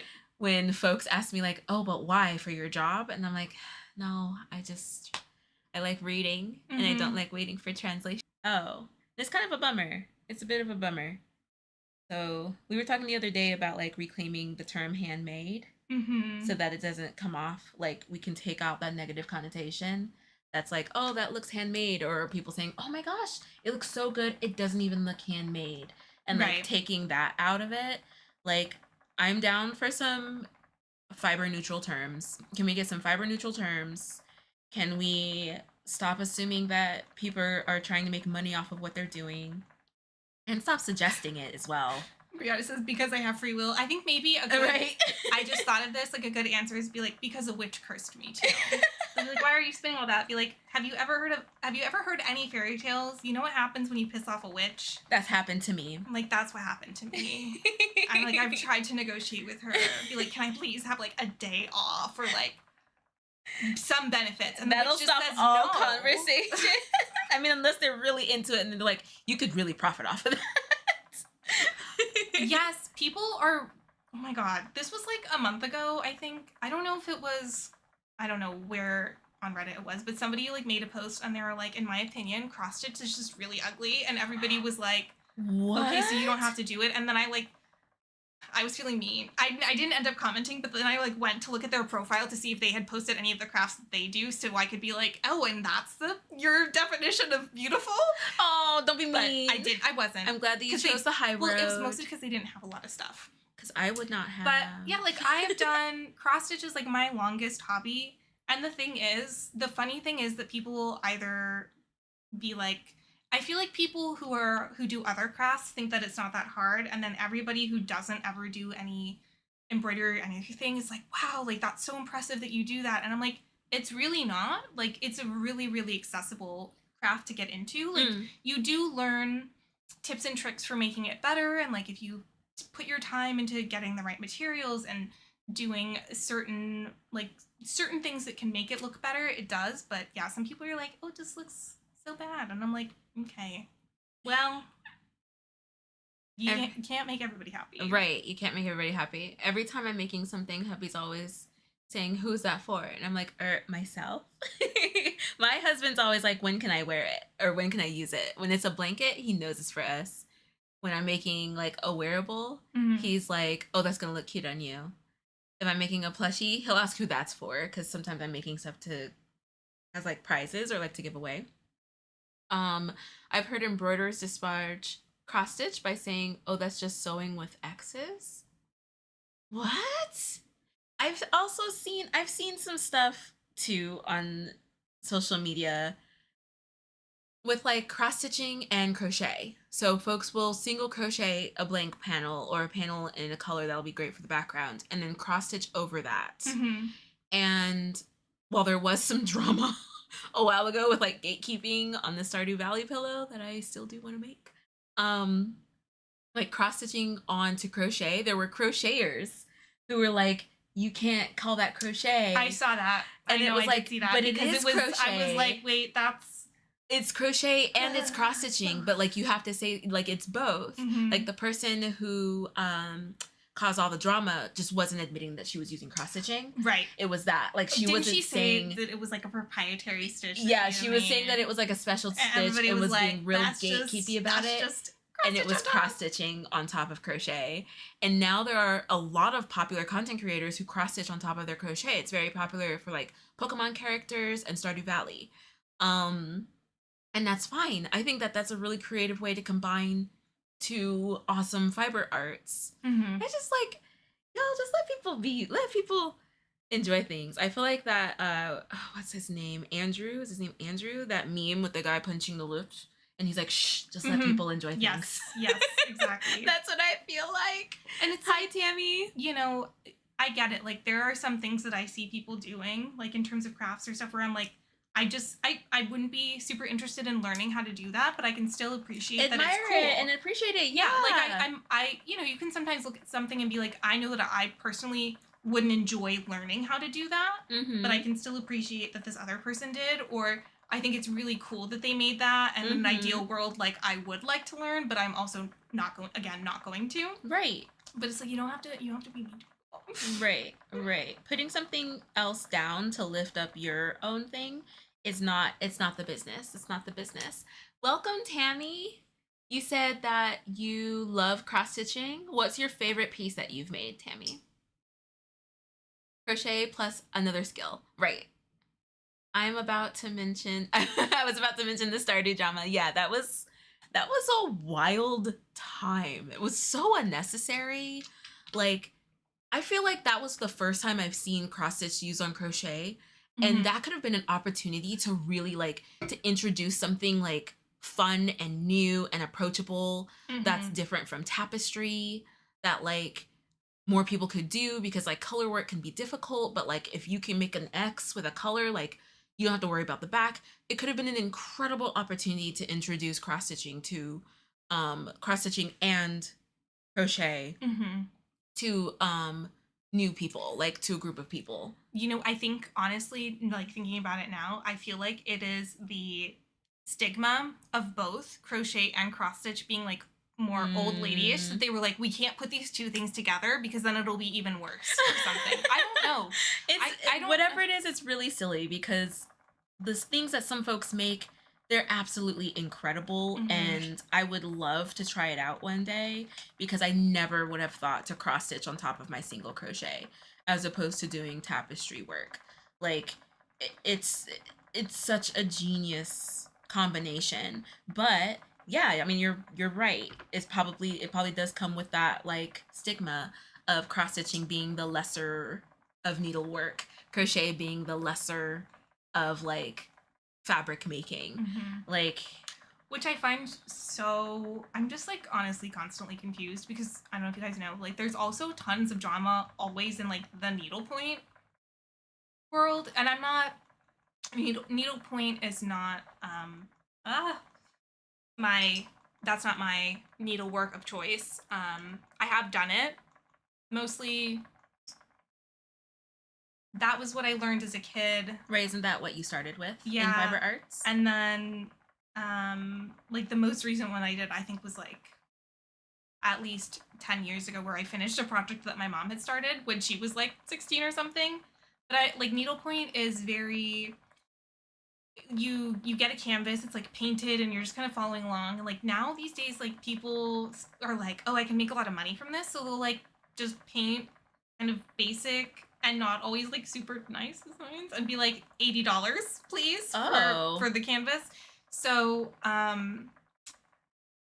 yeah, like I'm like, I feel like needle point itself is still very much, that's still very much gate kept, because especially a lot of the projects, like again, you're doing it on a canvas that needs to be finished, so you have to like send it off to a company to like finish it into a pillow or Oh, something I like didn't know that. that. Whereas like with embroidery or cross stitch, like you can finish that at home, so like it's a lot more accessible. And there are some incredible like designers for cross stitch out there. I'm just now thinking about this one that I used to follow that I haven't seen. I don't know if I've just been missing it, but I haven't seen her work in a few years. But a few years ago, she designed a 3D cross stitch globe. And I'm Whoa. like, the level of talent that you have to have for that is so high, and that people are just like, oh, anybody. I'm like, I Couldn't certainly do couldn't do that. it. So anyway, I'm definitely, as a person who does like, I guess, some of the other crafts that like people maybe look down upon, I'm just like, but it's fun, and you can be really creative with cross stitch. Like, yes, you can follow Mm-hmm. patterns. You can also like, typically, if I'm following a pattern, like I'm still gonna modify it in some way, right? I'm gonna change maybe some of the colors, or I'm going to add something like a border or whatever it is. And yeah, I don't know. People, Drama should not. There's Peop- drama there's just and some- fiber some art people should just- not be. There's drama everywhere. Some people, Yeah. some people just like to go into whatever space that they're in and then just be dramatic about it. Makes and at Brenna, I wouldn't mind, but half of my makes are baby's clothes, and at 56 I'm too old. Oh no, I don't think so. That's not too old. 56. That's I know. That's not old at all. That's not old at all. Yeah, that's been going on for a long time. My great grandma made blankets in the 1950s using multiple crafts. Drop the skincare routine. I love hand embroidery. Lots of people want to contribute to crafting only if there's money involved. 2 grandma hobbies canceled to make one trendy project. I crochet, plus I've made a baby picture book for my granddaughter. Oh, fun, Tammy. My favorite design was a Peter Rabbit picture panel sewn onto a crochet baby blanket. Oh my gosh, did you post a picture of that, Samantha? If you have not joined Yarn Over Hook yet, Yarn Over Hook is a free online community for crochet as well as other fiber arts. We are just a crochet first space. It is absolutely free to join. There are no paywalls, no tiers, no paying tiers, nothing like that. A really, really awesome, inclusive community, and we would love to have you and see what you are making. You can join for free at yarnoverhook.com or follow this link here that Nightbot shares. We'll do a Yarn Over Hook check in just a second. So if y'all want to post what you're working on, especially before we go to break, we're going to do a Yarn Over Hook check. If y'all want to post what you're working on, we'd love to see. No paywalls and no stash shaming. That's absolutely correct, Brianna. So Tammy, we are working on spinning and making our own yarn. Drew is working on yarn specific for a wearable, a sweater, or is it okay? Yeah, well, I mean, that's the goal. The goal is a sweater. I am spinning my first 100-gram skein with yarn that we blended on Saturday. I'm very, very thrilled with how this is going. See how fast I'm going? See how fast my thing is going? I feel really good. I know, so it's really, I feel like you're going to have to make sure to apply it on a live so that people can really have the experience of seeing the start to finish process of this yarn. I may start it, well, because I don't have a lazy cake. Oh yeah, I was going to make one. Because I think I have stuff that I can just put it on something. So I was going to start it and then I'll continue it on Saturday. But I don't know if I might be able to finish this by Saturday, but I'm not 100% sure. Getting full. Finish the Finish first half spinning. or the whole thing? No, just finish spinning all of the bats. Okay. So the first, the single ply, finishing the single ply. I love drawing pictures on fabric and then embroidering the picture. Oh, that's so fun, Samantha. No, I haven't posted a picture of the Peter Rabbit blanket. It was made a couple of years ago. Did you keep it or give it away as a gift? There's still so much fiber next to this spinner. You may have enough for a matching hat, Drew. Okay, it looks like it, but it's really not. I mean, it's really fluffed up. It's really fluffed up. Because it does look like a lot of fiber. Because I pre-drafted it, and if we weight it, it's probably going to be, at this point, total less than an ounce. I don't know, where did my other ball go? I'm gonna weigh the skein that we, what is the term? Twisted up? Skeined, yeah. Skeined? Just skeined. The skein that we skeined. I'm gonna measure that on the break so that I know how many grams it is. And then we'll put it on the WPI. They can see the general weight of the yarn as well. And maybe make a cute little label. That would be fun. I would love to make my own little labels for my hand spun. Do you make labels for your hand spun? Do I? Yeah. No. Because then again, that would involve me weighing them. Oh, right, true. Making notes of the process. Because I'm just I'll remember what fiber I put in this and how I spun it and when I spun it. And I certainly would never bring a bag of yarn that I'm pretty sure I spun, unless somebody else spun it and broke into my room and left it there. I would never have a bag of fiber that I brought to a situation such as this that I pull out and say, what is this? It was so funny to see this. that. She was sitting there just staring at it for the longest time. I was like, I have no idea what this is. Like, I don't remember this at all. Like, did I dye this? I think your mom is right in saying that you spin a lot. Still, when I got home, like, and then the other day I, like, pulled it back out, and I'm like, do I remember it now? And I don't. Bye, Samantha. Have a good night. I am excited. I'll show y'all before we go to the break where I am so far. Almost done with the second bat. I'm spinning so fast now. And I think I'm almost done with the second bat. You'll hold up the skein again. Everyone can get their guesses on what it weighs before. Okay. And then we can weigh it during the break. Because I noticed that once you finish processing, I learned in videos that I watched, you might have 100 yards of something. Mm-hmm. And then you go through the process of thwacking and everything, and you lose like 20 yards. Yeah, well, because you have to think about soaking the fiber and why. Like, what is the purpose of the process of washing your fiber? It is the same process that you are going through when you are blocking a finished project, right? That when you are working a project, particularly certain projects, depending on the stitches that you're using, the tension, like if you're making a very open, lacy project with like a thinner yarn and a bigger hook size, right? Where, you know, it says like pattern is meant for this size while you're working on it, and expect finished piece to like grow this much when you're done, right? It's the same thing, because the process of spinning the fiber is you are basically like being really, really strict with the fibers. You're like putting a lot of twist in them. Your whole, like the way that we're spinning, like we're pulling all the fibers straight and all of that. And when you have your finished skein, when you've plied it, plying does reverse some of that. It brings a little bit of that fluffiness and airiness back because you're twisting the opposite way. But the process of soaking is to like rehydrate all the fibers in the yarn, open them up, get them to kind of expand and like even like kind of interlock with each other more.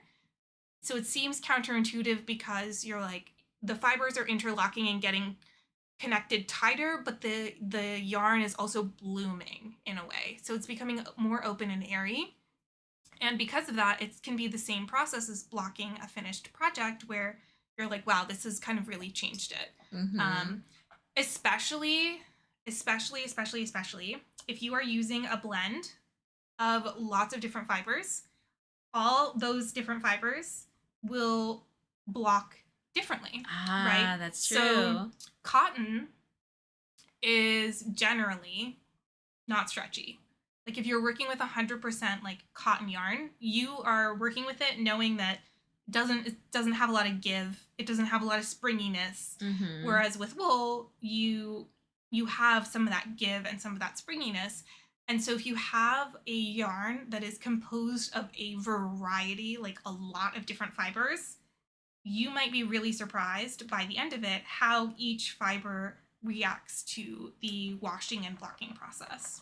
And that can really change things. So that's why if you are thinking of doing a project incorporating multiple different fiber blends, or if you're thinking, oh, I want to have one ply of wool and one ply of cotton, or like one ply of silk, like that's when you would want to do a little test before if you are making the finished yarn for a specific project, because those two yarns might set and dry very differently. And you might have a yarn that looks a little bit more like a crepe yarn or like a boucle yarn, because the two different strands of the yarn, even though you plied them together under like an even tension, when you soak them and let them dry, like their default tension that they return to once the yarn is dry might be very different. So different from each other. I'm proud of myself for taking more notes this year. You're taking more notes. Please peer pressure me because I need to take more notes. That is so funny because you freehand a lot of your stuff or you make adjustments, Brianna. So I'm very proud of you taking more notes. I've been taking more notes this year too, like writing on my patterns, like even just the hook size that I'm using, the gauge that I ended up with, the fiber that I used, and how much I ended up using, like marking up the sizes. I've definitely been doing that more this year. Thinking about Future Sam and Future Sam's makes. Hi, Crossover Paranormal Society. Oh, yeah. Hi, Jonathan. What are y'all making with yarn y'all spinning? So Drew wants to make a sweater with hers. I have no idea if I'm even gonna make anything with mine.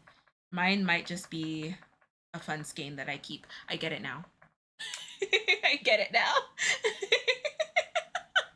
I was giving Drew a hard time. I'm like, what? Wait, but why wouldn't you? Can I have the court reporter please read back the transcript? I literally said that. If it pleases the court. What's that? I was like, I've been giving Drew such a hard time. I'm sorry, I understand now. I may just keep it and I won't make any. See, but now I feel like I'm going to have to bully you into doing something with it because I feel like it's going to be really pretty. You know what you could do? You could spin the two gradient bats separately. Like you could have one that you have the full gradient that you work with, and you could keep the other one as a skein. So instead of doing one big skein, you could do two matching 50-gram skeins. Oh. So just repeat the same gradient, dark to light, instead of having them disconnect to the second bat.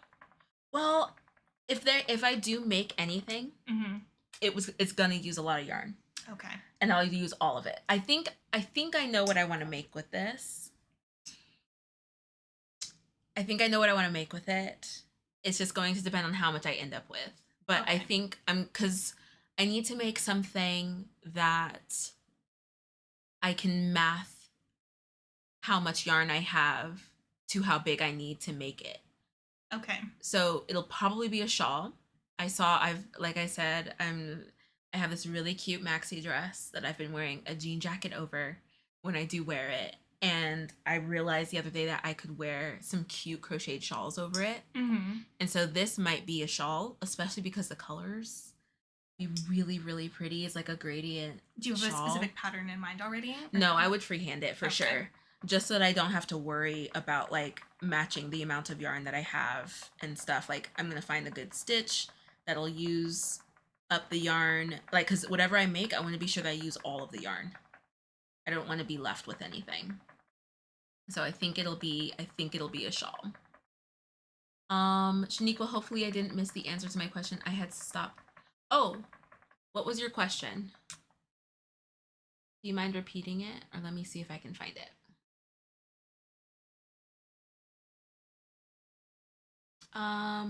Oh, what will be yarn weights once spun, DK or worsted? Do you know what your weight's gonna be?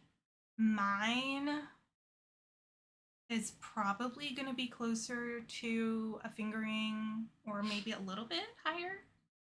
And maybe yours, I forget I think mine's going to end up being a DK or a heavy DK, a light worsted. I think is what mine's gonna end up being.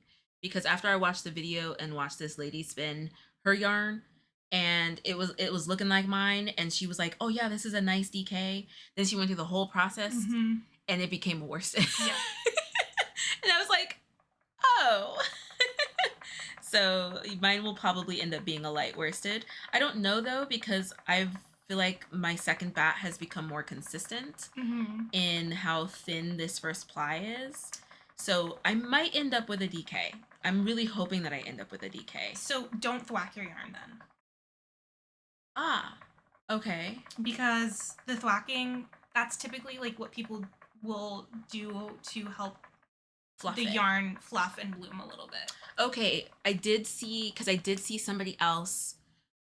Oh my gosh, she said this. She said that she wasn't going to thwack it because she didn't want it to bloom too much. So she did this. Because I mentioned it on another live. And I need to watch her video again to see what she called it. But she took it and it was wet. You also don't have to do any of that. You can, but it's not an integral part of the process. If Because you I will probably block my project. That's the only thing. I will likely block my project. So what I would recommend then is that when you just hang your yarn, weight it down a little bit. Weight it down a little bit. Mhm. Okay. She did this thing. She took it wet, did that, rotated, did that, rotated, did that, and only did that 4 times, and then Okay. let it dry. Yeah, you can do that. You can do that. I would say that's fine. I can't remember why she said she did it. I It's wish to I could help remember. even out the tension typically a little bit, Okay. and to keep the yarn, again, if you're hoping to have it worked into a project that you are then planning to block, kind of like, again, pre-blocking in the yarn a little bit. But so you could do that, and then you could weight it down a little bit when you hang it. Okay. There was something. Why did she say? She said something about another person that I watched. She was like, "Don't weigh down your yarn if you want something." I can't remember what she said, because then she did end up whacking it instead. So I'm wondering if she wanted whatever the opposite would have happened by just weighing it down. So again, like, you have to think about, like, an historical and also, like, commercial yarn. Like, are companies whacking their individual skeins of yarn? No. Were people who were spinning because that was their only way to get textiles, like, doing all these steps? No.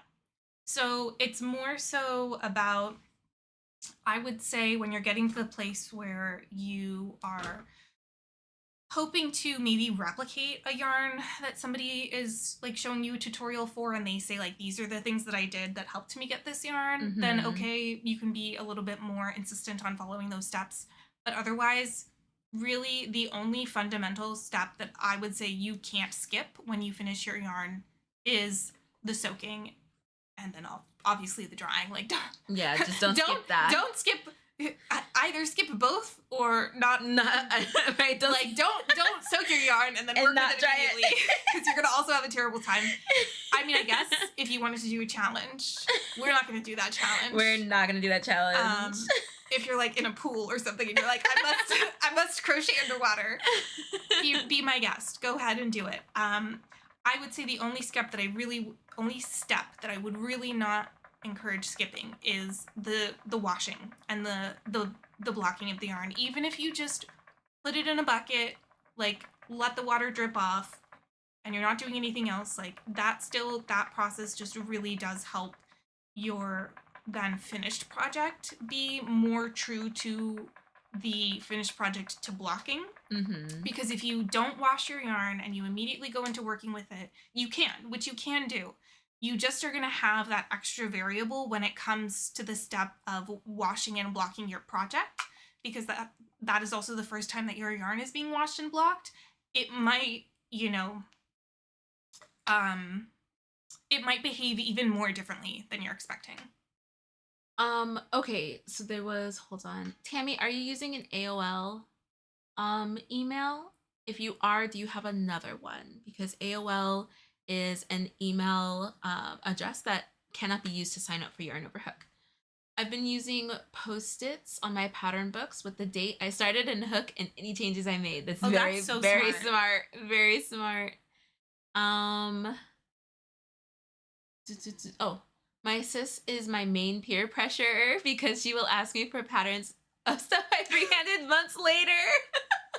So that'd be good to take notes. Oh yes, a shawl over a maxi would be fire. Thank y'all. That's what I'm thinking. Fingering weight, have fun with that, Drew. Me and that weight of yarn have been legally separated. Shaniqua. I take it you have not seen then the yarn that I typically spin. This is me spinning thick yarn. Okay, Tammy, what message is coming up for you? Let me get on Yarn Over Hook and see. Because if you need to approve it, that email might have gone to your spam.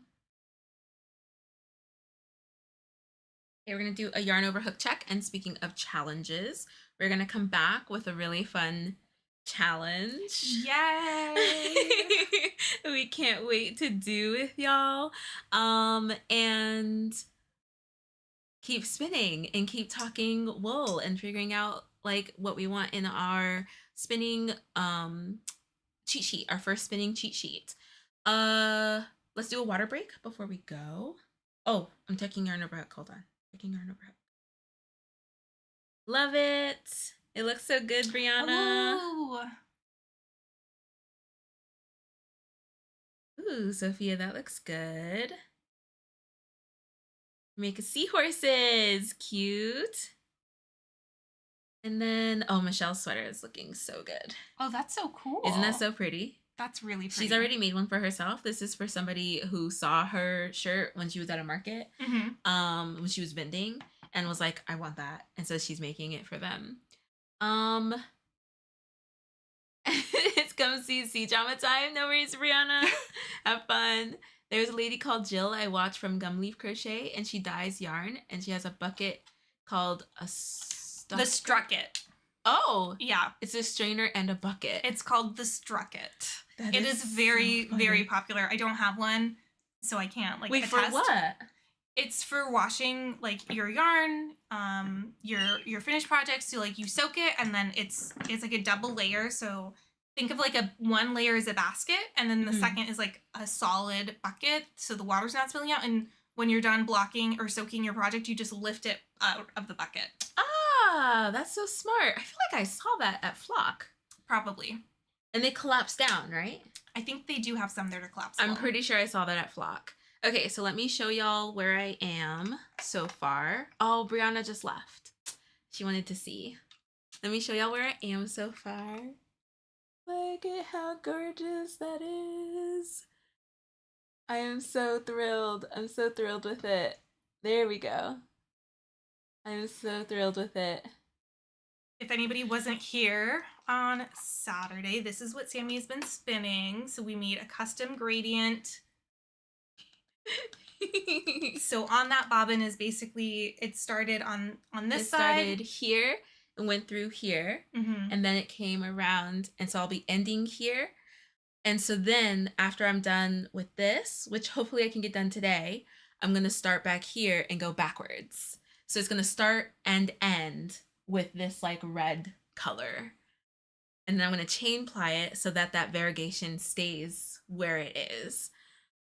Thank you. I'm so happy with it. I'm so happy with it. Okay, so we are going to take a quick 5-minute-ish break, and then we'll be right back.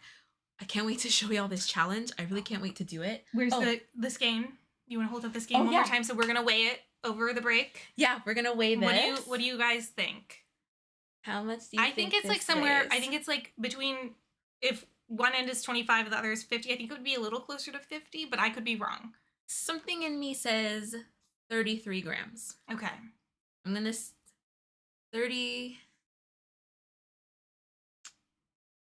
34 grams. That's what I'm going to say. Do you want to hold it again? But I'm so bad at estimating. Yeah, I don't know. I feel like it's probably right around like 30 to 35. Okay. So that's where our guess is, between 30 and 35. Watch us be like horrifically wrong. We'll see. We'll see after the break. So just an idea, like getting a good look at it.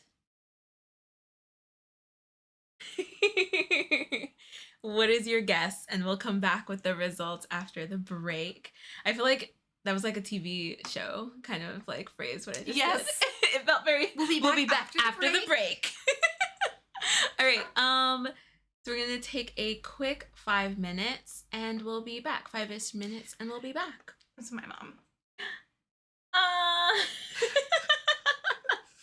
right, friends. We'll be back in just a second.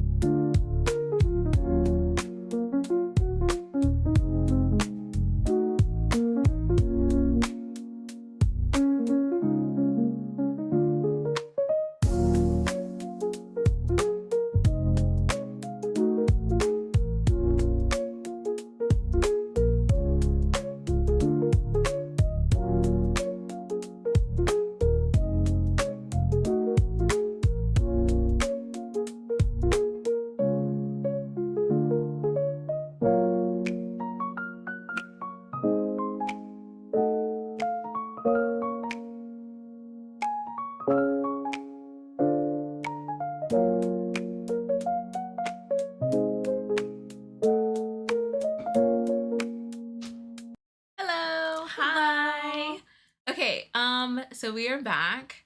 Did I leave it in there? I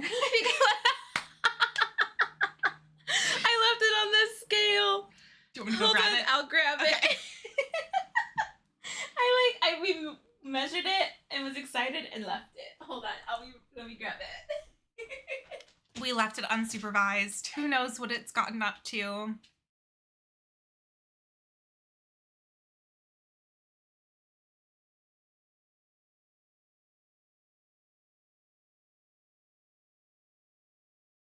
Okay, the skein is back. Okay. So our guess was around 35. Oops. Our guess was around 35. And y'all's guesses were 47, 40, 49, 44. A lot of 40s. Okay, can we get this drum roll, please? 25. We killed it! 25. My skein can rent a car. 25 grams. That was the first thing that I said. When I first had it, I was like, oh, it's probably like 25, maybe 30. And I completely abandoned 25. I was like, nah, this is 30. I was like, oh, it's definitely closer to 50 than it is to 25. No, it was actually literally 25. Exactly 25. Oh my goodness. I'll have to see. I don't know. Maybe I'll make something little with it. Maybe something small. I love it. I like really love how it looks. Okay, that is that. All right, so we have a little challenge that we're going to do today. So y'all can see. I moved it because when it was closer, this was in the frame. So I don't know if we want to just. I don't know. I mean, because like it'll be easier to see this way what we're doing. Okay. Let me see what this looks like. So if we both have it here, I think they'll kind of be able to see it. It'd have to be like here. Okay, so you have yours there, and I'll have mine over here. So I'll move this because I don't think I'll be able to do it from that far.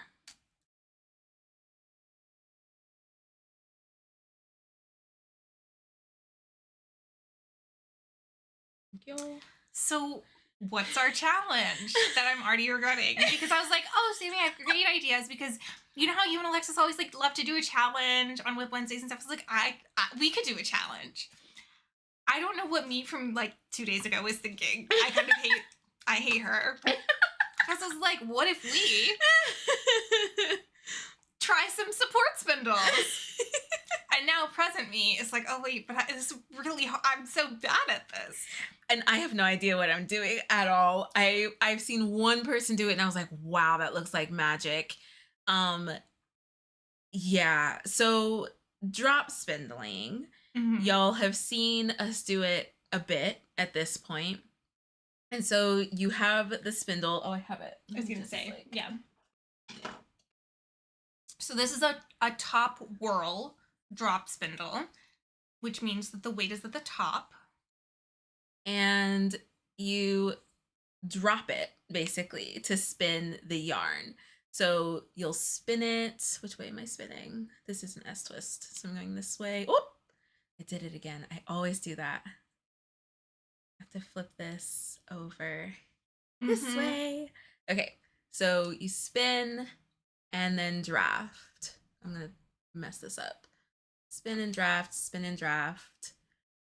And that's using a drop spindle, right? So all the weight is here at the bottom. Well, technically at the top, or at the top of the bottom, but the weight is below you, and the yarn that you're spinning is being tensioned by the weight of the drop spindle as you are spinning. So what is that? So these are support spindles. So there are, much like we've talked about there being lots and lots and lots of different types of fiber, same thing goes for spindles, because again, if we think about spinning and fiber arts and textile traditions all around the world, and the reality that lots of different cultures kind of came up with a similar process for doing a similar thing, but it might just look a little bit different.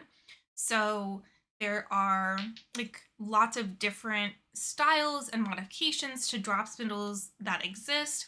And there is another type of spinning that you can do with a spindle called support spinning. And so basically each method of spinning tells you what you're going to do. With a drop spindle, like Sammy said, you're going to drop it. It's going to be suspended in the air. With support spinning, it's going to be the weight of the spindle. Oh, I don't think you can't see it on the Manicam, but Oh, yeah. I can, yeah, hold it up there for now. you are going to have some kind of spinning bowl or surface. So this is just like a little wooden bowl. You can get like spindle bowl, like a little lap pillow, and you can also make one. So these spindles actually were a program that the Spinning Guild did, oh God, like probably 2 or 3 years ago at this point. So we all got together and made these. They are very, so very simple. cool. And I think it like the total materials cost that we had to like reimburse was maybe like $3. It was so low. So these are just wooden dowels. We sharpened them on both ends. And then this part is a drawer pull, like The a little knob doorknob? that you would like attach to like a drawer. And it comes with like a little screw, like, you know, for you to screw it into the drawer, and like a washer and all of that.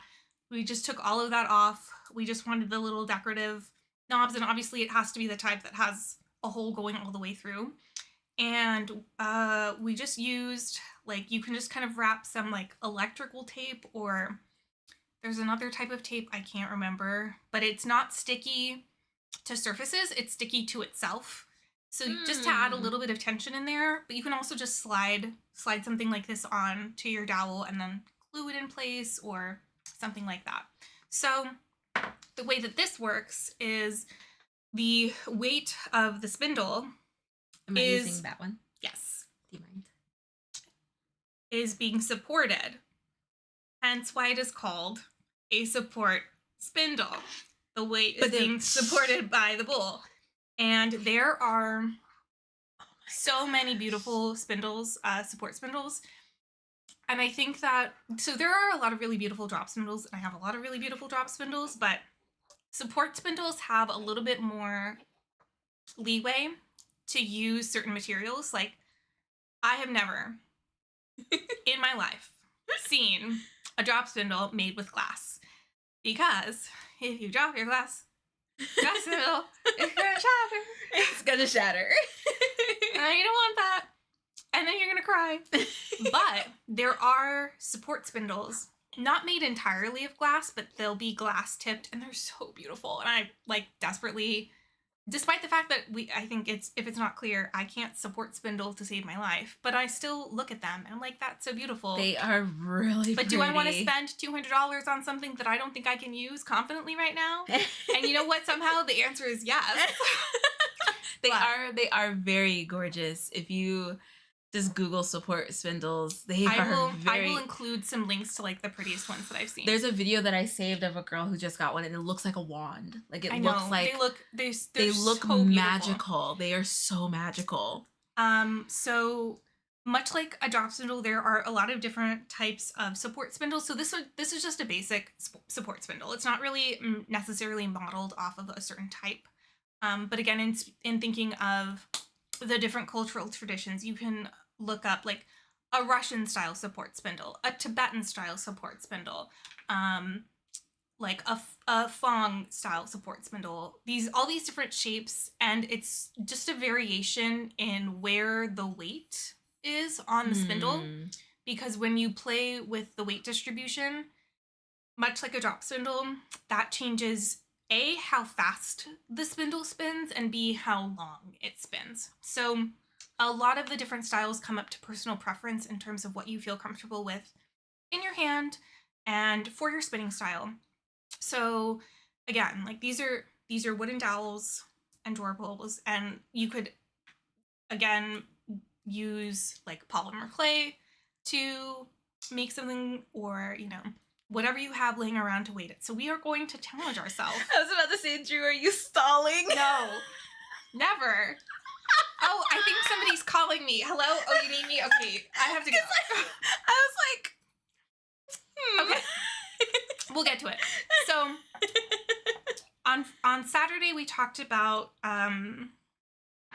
like a little bit. We talked about rollags, that how you can use a blending board to make rollags, and a lot of people will use rollags for support spindling because then support spindling is very conducive to the long draw method, because much like everything, plying, spinning, blah blah blah, prepping, the way that you spin your yarn and draft your yarn can change. So the sense is like, how close is your fiber source hand to your spindle, your wheel, all of that, and how much and how far are you moving it. So with a support spindle, you can kind of get a little bit farther away in that process.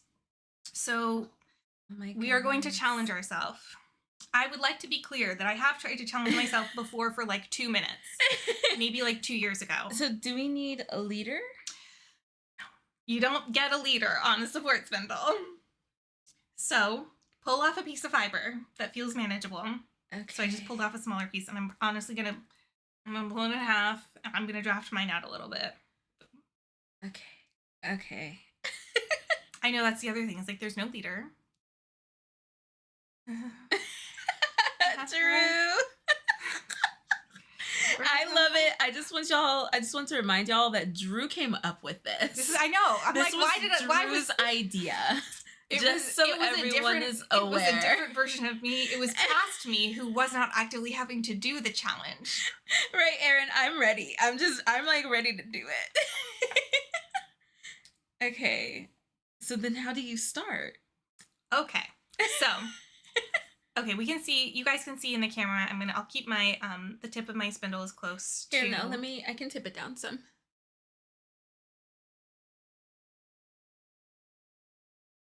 There we go. Okay.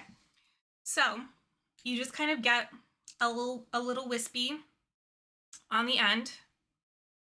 I'll wait till Sammy's watching. Okay, sorry. I was like, what is that in my camera? Okay. Get your little wispy on the end. My wispy. Okay, wispy. Okay, this is upside down. Oh. Okay, so for a support spindle, typically the weight is going to be closer to the bottom. Again, there's some very curved ones, but it'll be clear which is the bottom, typically. But for the style that we're using, this part is at the bottom, and we're going to be winding our yarn up on top of it. Okay. So, get it in your little bowl. It's in my bowl. And then we're just kind of you flick the little wispy around until it does that. So I don't know if you guys can see. What? This is actually... It just caught it. No, it's the universe decided to be nice and to make it look like I know what I'm doing. Whoa. Wait, I did it. Uh-huh. Oh my gosh. So we're going to go really slow at this point. Just go really slow because we don't want to lose it. And remember that draft. I know, remember though that the start of our yarn doesn't have to be super consistent. Right. Okay. We're here. So just kind of keep doing a little twist. Yeah. And pull out. Twist a little bit more. Pull.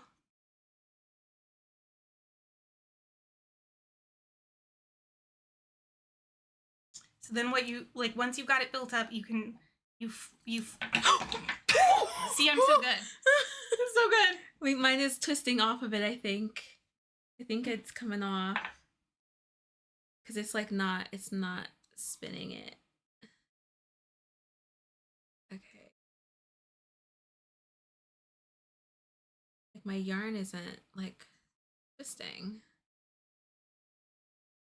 Is it? I can't tell.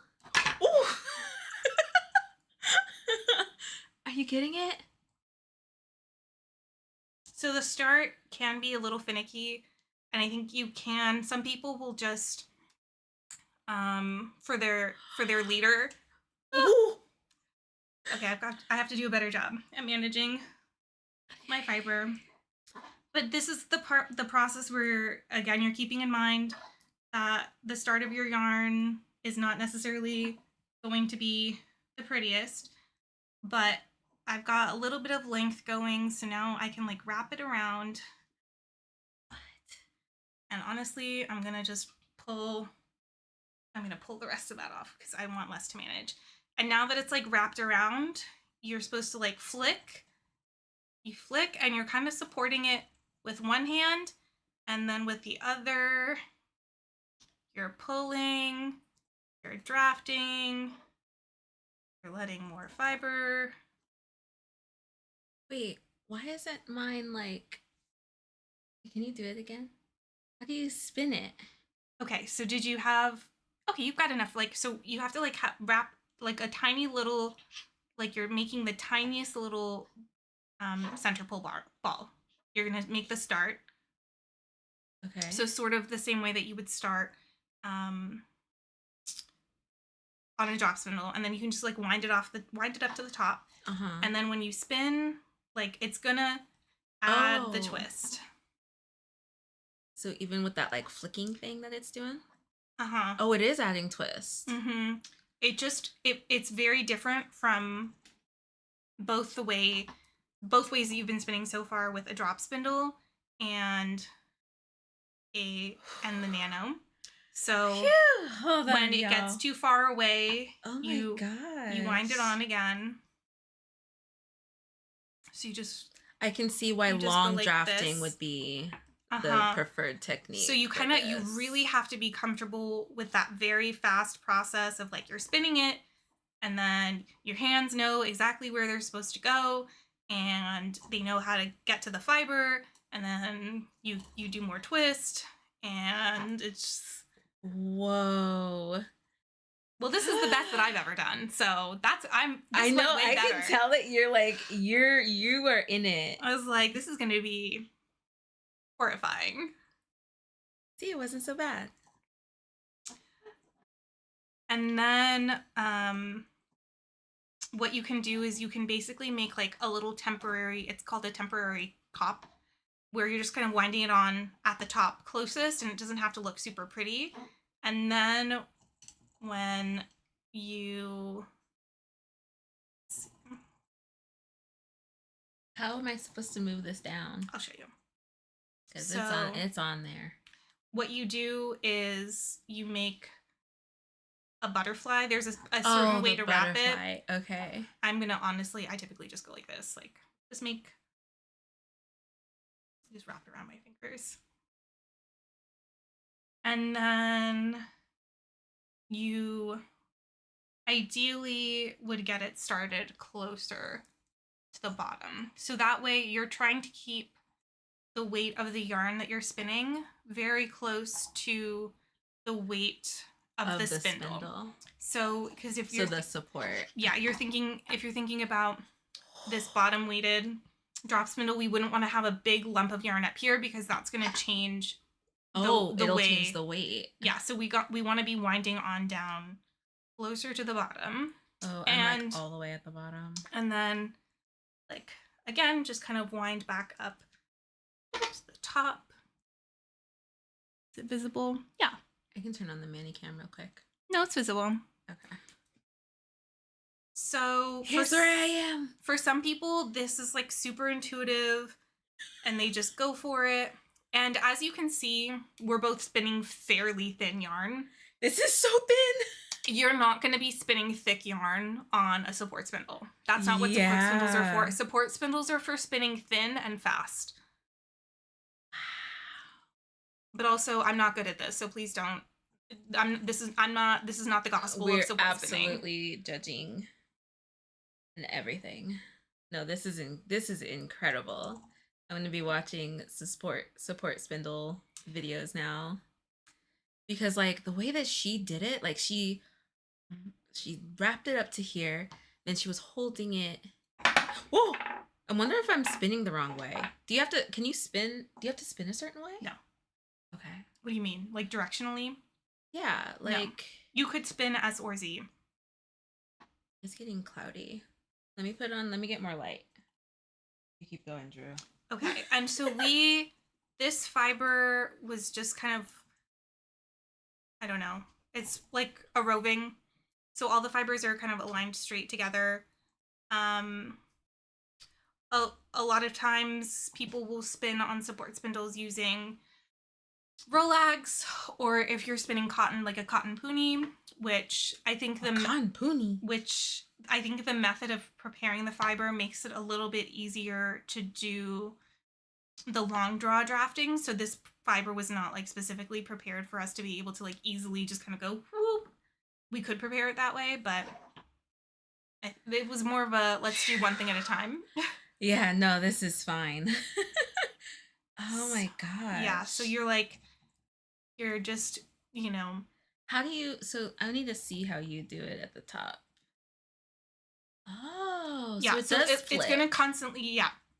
And you're kind of coming off at an angle because there's no hook on a supported spindle that you're like hooking your fiber through. It's just coming off the top of the fiber and twisting the same way as it would with a drop spindle. It just looks a little bit different.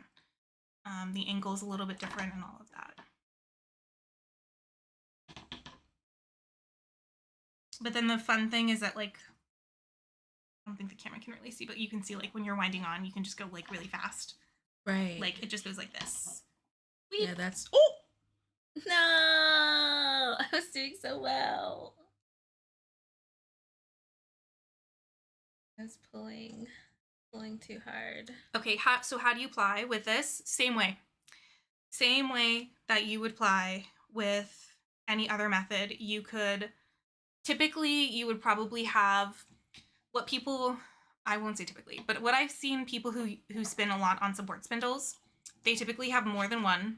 They will fill up one spindle until it's full and then start in another one. And so the spindles will almost become the bobbin. Like you don't have to wind it off. And then you would just need another spindle for plying. So typically there are different spindles for plying. You can buy a plying spindle because the yarn has already been spun and now you're plying it. They can be heavier and bigger because the yarn can hold more weight. And so you would want your plying spindle to be able to hold more yarn so that you're not constantly having to stop and start like making small skeins. So you can just like literally just Google plying spindle and options come up. And so it's the same thing with a drop spindle or a wheel. You could chain ply, you can ply it on itself, you can ply multiple together. You get to decide. Does this keep breaking? And so it's the same way with a drop spindle, that the rule is you just always spin in the opposite direction. So you're going to ply the opposite direction that you spun in. So I guess here. I'm pretty sure I'm spinning S. I don't think that this is twisting my yarn. I don't know what I'm doing wrong. I will try to spin a little bit more and then I can show you what it would look like to ply on a supported spindle, which is, I don't think something I've ever tried because I've never really successfully spun on a supported spindle before. But the principle is the same. No, I'm not doing it right. Like, I'm sure it's not. I mean, it's not like perfect the way that you watch other videos of like people who know what they're doing. You're probably gonna be like, why is Drew doing it like that? I don't know. You look like what I've seen, but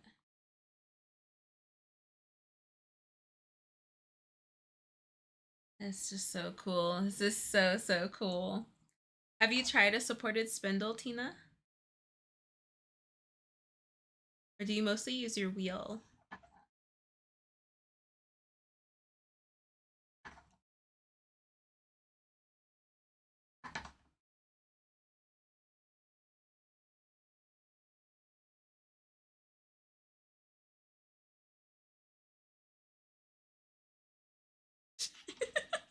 We look like we're playing music. Like we look like bling bling bling bling bling ding ding. I don't know why I had to sound like that, but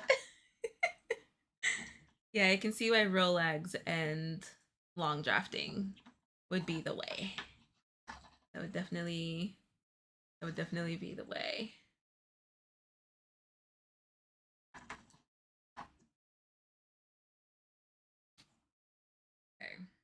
Okay. I think I'm doing this right.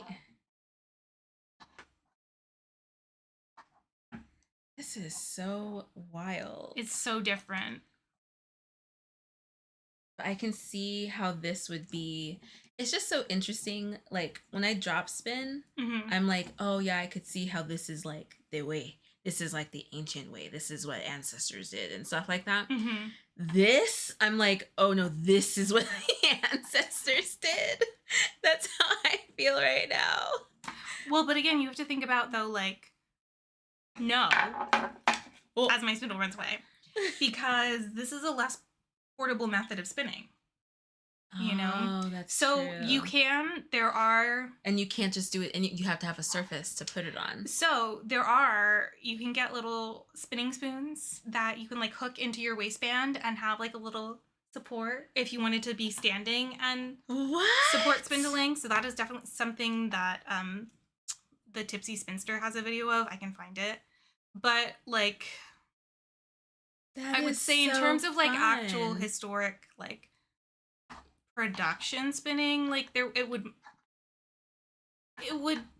this would be a part of it, I'm sure, but also again, like you would want the portability of the other types of spindles that you could carry around or that didn't need to be supported. That makes sense.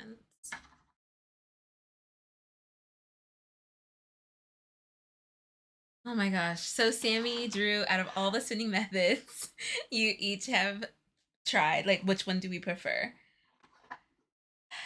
I really like drop spinning. I actually really enjoy drop spinning. I was just looking up the other day if I'm going to be able to fly to Scotland with fiber. Because I want to be able to drop spin on the plane. Like I really, really like drop spinning. I do like the e-spinner. I really enjoy it, but I like the engagement of drop spinning. I feel like I'm more engaged in drop spinning. The e-spinner kind of like allows me to watch TV, chit chat, like that kind of thing. So I like them both for two different reasons. But if I had to pick one that I could only do like for the rest of my life, I would probably pick drop spinning. What about you, Drew? Support spinning, of course. Yeah, obviously. I mean, I obviously was just secretly really good at it and just like lied about how hard it is and how bad I am at it. So I secretly have thousands of support spindles at home. And I have all the prettiest ones, obviously. So the glass ones, especially. For sure. I would say also, like, I've spent a lot of my time spindle spinning, and I'm pretty much like I'm a hardcore like Turkish spindle fan. I really want to try that. I can bring... That'll be next time's challenge or something. Yeah. I love, weirdly, if I'm using a regular drop spindle, I prefer top whirl. But Turkish spindles are bottom whirl drop spindles. So I don't like bottom whirl regular drop spindles. I like top whirl drop spindles, but for Turkish spindles, those are my favorite. And I have like lots of little itty bitty baby Turkish spindles, and those are my absolute favorite. But I think I would say, like, you know, I also do love my electric eel wheel, and like for plying on a drop spindle a large amount, you can do it. It's just gonna take you a long time. And it's at points of the process you're gonna like regret your choices a little bit. But yeah, I mean, it was like, you know, it's the end of the world. It's like you're gonna go for a drop spindle because that doesn't need electricity. It's not gonna fail you. Okay, let's see. Phew. Are you getting it? Yes. Are you trying to figure out the plying? Yes. Oh, do the and the but whatever. I don't know how. Oh, I can show you. Okay. I can show you how.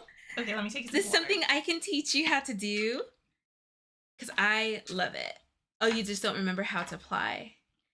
Okay. I can never remember. Because I'll be sure to post the video that I learned how to do this plying bracelet, Tina, because she plies onto a supported spindle, coincidentally. She plies right onto it from her bracelet. So Well, that's what we're going to try right now, so. I can just pull it up so you can see how she starts. Like how she gets the yarn onto the supported spindle. Oh, no, just show me the bracelet. Okay, so I did it on this hand. I did it on my non-dominant. I think she pulled from this one though. So that's fine. Yeah. So wrap it around your pinky like a few times. And that's going to hold it. And then you want to take this and go around. I was going this way. So I did go towards my thumb. So you want to take this and go towards your thumb. You're going to go around and lightly around your middle finger, back around the back of your wrist. Okay. Around. Turn your hand to you so you can see it. Around your middle finger, down, back of your wrist. Okay. Around. Finger.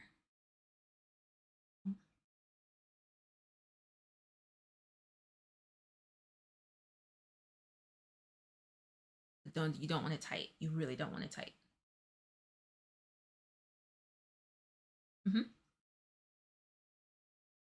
Yep. Okay. Yeah, once you get it, then it's really easy to get into the rhythm of it. And it looks so pretty. You want to show? It looks so it just looks really pretty on the hand. I had so much yarn on my middle finger. I'll get it. Oh my gosh, this will be perfect for a supported spindle. Oh yeah. I got this from Taylor.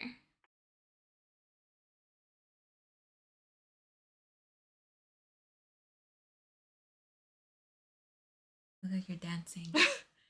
This is the dance of the wool. Of the fiber. Making you a spider web. Okay. And then, so you don't want to do that yet. Take off of your middle finger. And then just leave it. And it pulls from there. It just makes it stays in place. Okay. Yep, and that's actually exactly what she did. Yeah, so usually like when you're plying on something, you can do you can use a leader like if you're plying on a drop spindle, but once you have your two plies that you're plying together, it's much easier to just kind of this way to kind of wrap it around, get the plying started up here, and then let the twist travel down. So I'm going to build you're just twisting it the opposite direction and doing the exact same thing you just did. Yeah. So I'm going to build up a lot of twist up here. So that now when I go down here. Ah, so it plies what wasn't plied before.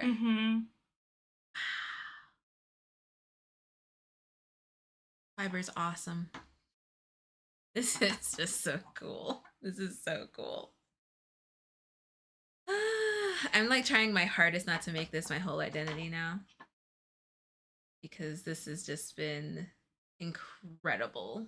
Incredible to learn. I'm spinning so thin. This is so thin. And if you are wondering like what's the tendency to spin thin on a supported spindle, because the weight is being fully supported by the table, the spinning bowl, the weight is not pulling on the yarn, and that's what allows it to become really, really fine. That's why what are the two B's called from the blending board? The bats. No, the No. tubes. The tubes. Oh, the dowels? No. When you roll it onto a dowel. Oh, the rollags. The rollags. I'm seeing why a rollag. I'm like accidentally squishing this and twisting it. I can see why a rollag is ideal for something like this. Gosh, if I started doing this, my husband would watch me like, what in the world did you just learn? I'll be like, I'm over here casting spells. This is so cool. Look at that. Drew was nervous about this challenge. I had so much regret. And she's spinning I and almost flying. fled at the break. I was like, I could just leave. No I one can will just know. walk away and Everybody's never like, come where'd back. you go? So he's like, I don't ask. I don't know. Oh my gosh.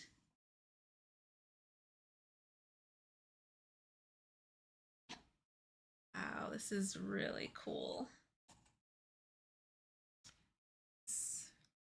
And I think another benefit of supported spindling is it's not just the yarn that isn't dealing with the weight of the spindle, but it's also your hands, right? So True. you're not holding the weight, which when you first pick up a drop spindle, it can feel very light. And then as you're adding the yarn onto it, if you're doing it for 30 minutes, an hour and a half, etc., you can start to feel the weight. And so the nice thing about a support spindle is that your arms are maybe able to be at a little bit more neutral, like you're pulling back away from the spindle instead of pulling up and reaching away.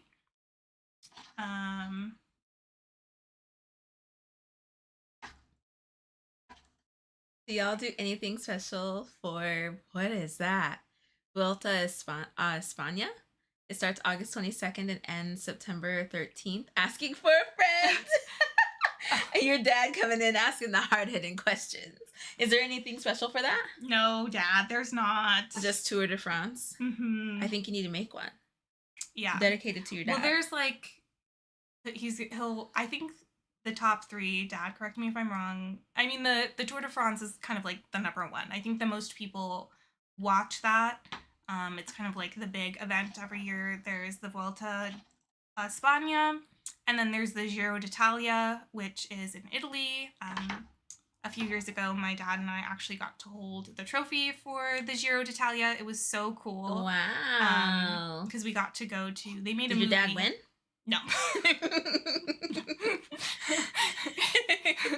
Dad. Rebuttal.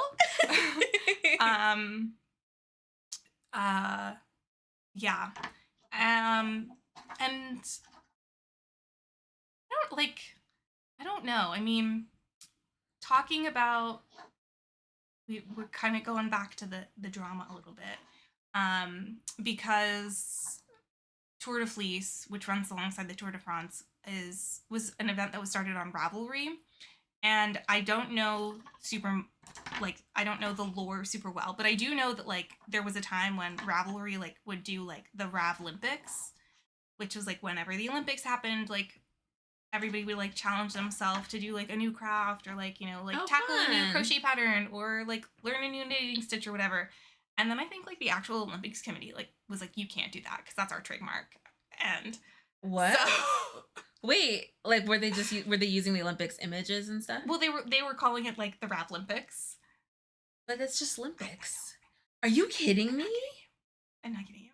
So wow. So okay. Yeah. I mean, maybe That's silly. Dad, I don't know. Maybe I'll get somebody else to do something for the Vuelta a España. It starts August 22nd and ends September. God, what are these men? What do they not have any other hobbies? Aren't you guys tired? Didn't you just spend 3 weeks riding around France? Go in. Anyway, look, I applied some yarn. Ooh, wow. Look, It's so thin. Look how much yarn I have now. I'm thinking a whole dress. I was thinking of like a king size blanket. Actually. Oh, yeah, that would be perfect. Let me know if you need any bit of mine. I'm worried. I think it'll be okay, though. Oh, like for a matching pillow set? Oh, yeah. Yeah, that'd be great. I really like the feeling of the twist, of like twisting. I like the feel, like, so I mean, I'm perfectly really happy to like do this, like the flick, and I love that feeling. Yeah. It's just it's the other steps. Yeah, the are a little hard. The drafting is difficult for me. That is what was difficult. I want to try one more time before going back to my sunrise yarn, but I want to try drafting again, because I don't know if I was just letting it spin up too far. I don't understand what I was doing with that. You gonna make a little baby Hank? I'm gonna try. Little tiny one. Maybe you should go the width of your phone as opposed to the length of your phone. Oh no, you think you have enough? You have a lot. Mm-hmm. When the other night when I was making the teeny tiny Hanks, Is that what you did? No, I like just had a stiff piece of paper that I was like wrapping it around. Oh really? And then it was like I was literally sitting there with tiny little tweezers and a tiny little crochet hook, like adding the twist, and I was like, I don't like how it looks. I have to do it again. Oh my gosh, is Mag still here? Oh my gosh.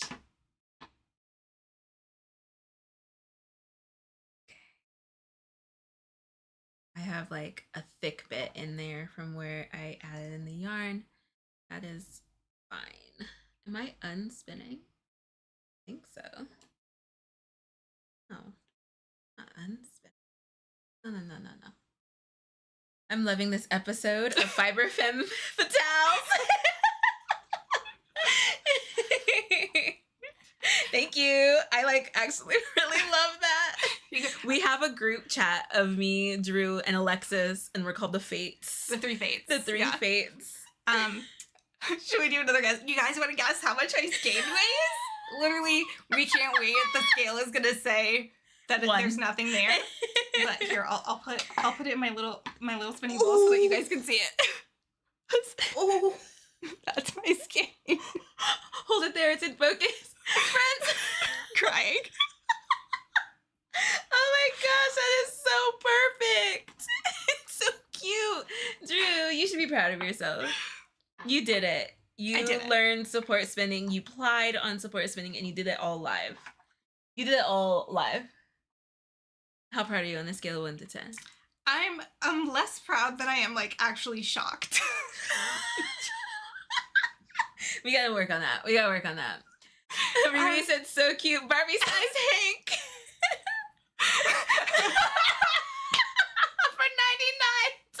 You know, 99 but for our live viewers, I want to offer you a flash offer.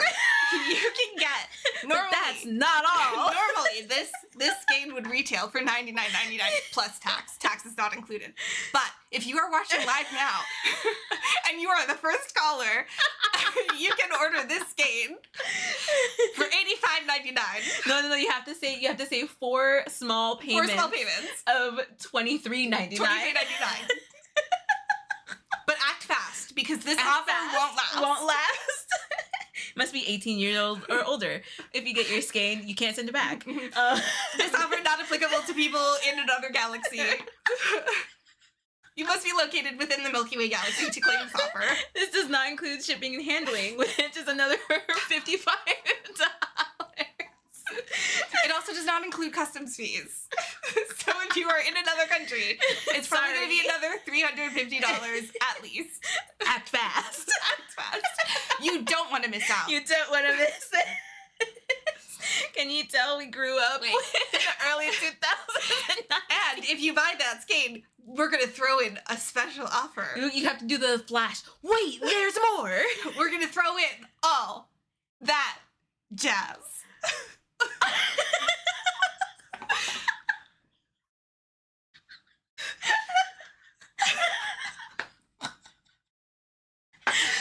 Wait, my other hand was occupied.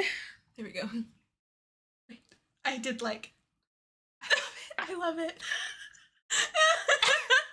Y'all, some like the QVC channel back in the day, exactly. Water break. I passed.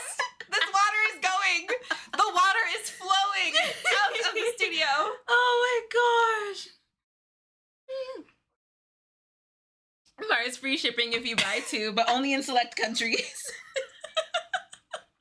If you buy 3, you have to pay us more, actually. Right? Wait, what is 4 payments of $23.99? Did that add up to $99? That is like very close. It's very close. We saw that literally the other day. We were at a hotel and they were selling, like, a commercial came on. It almost got us too. We were like, huh, that's a deal. And I was like, wait a minute. My husband and I look at each other. It was like a copper pot set that we don't need. And they were like, this is valued at you would think this is $500. You would think it's $300. You would think it was $250. But no, act now. It'll be yours for 4 easy payments of $49.99. I was like, that's $200. You would think that this skein would cost you at least $500. No. With just 4 payments of $23.99, you could have this skein. $23.99 times 4 is $95.96. Close enough. So you save $4. You save $4, guys. But only today. Only today. In the next 2 minutes. Act fast. Mm-hmm. Oh my gosh. Oh, what a great challenge. This was awesome. This was awesome. I'm so glad that you suggested it and that you didn't leave during the break. Out of fear of the support spindle. Out of fear and shame. I know, literally, and... Okay, I'm gonna have to look. I'm gonna have to see when the guild made these. Yeah, I'm gonna have to practice drafting because I can't get the drafting down. I don't know how I did Are you rapping on the phone? I haven't. Oh my gosh, Trish, oh my gosh, what have I started? Shaniqua, Trish, what you started will put my pillow guy out of the business. Honestly, somebody needs to. If we have to take on that burden. Oh take it on. Lord. What would the Yarn Over Hook like shopping channel be called? What do we think? What's a catchy name? That's like QVC. What does QVC even stand for? What does QVC stand for? I don't know. Quality value channel? I like how we were both on the same page with that. Quality value channel?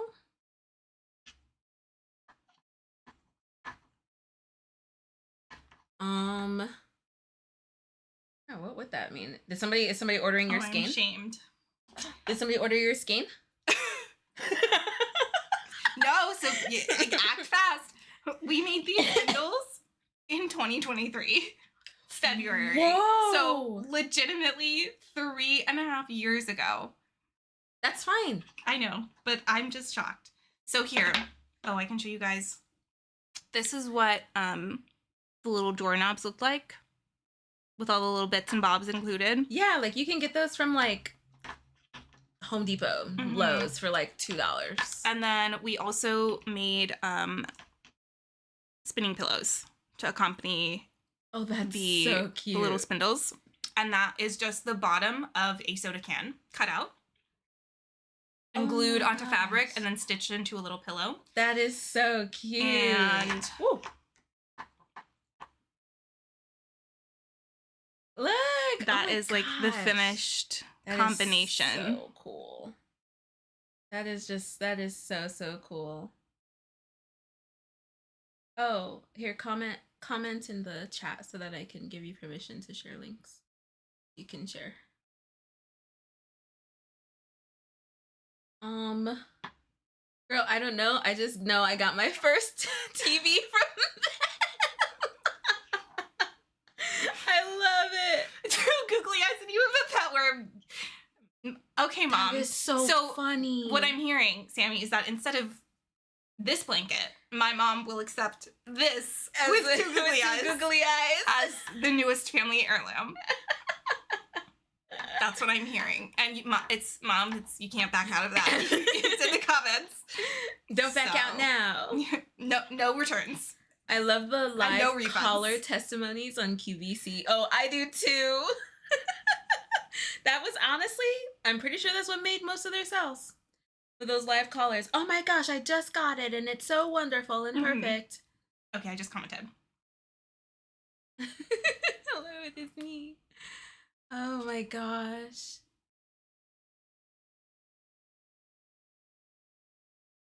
There you go. What does QVC stand for? Seeing that spin reminds me of a blade. Honestly, that's what I think every time I use a drop spindle. When I was drop spinning the other day, I literally every time was like, Beyblade. As I was spinning it. Oh, I'm it's, really it's surprised. short for quality, value, convenience. What did we say? Quality value channel. Dang, we were close. We were close. We didn't know that they would put commas in there.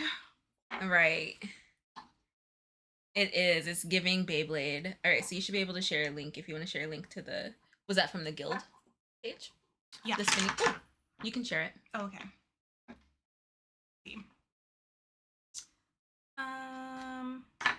Yeah, I don't get the drafting.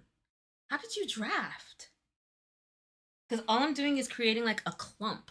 Look, Sammy, I don't know where I was when this happened. I was not here in my body. Somebody else took over. You really were just going. Just, you know. Because when I first started, I was doing it and it was going. I think I'm just gripping too tight. I think I'm gripping too tight. That might be what it is. Oh, goodness.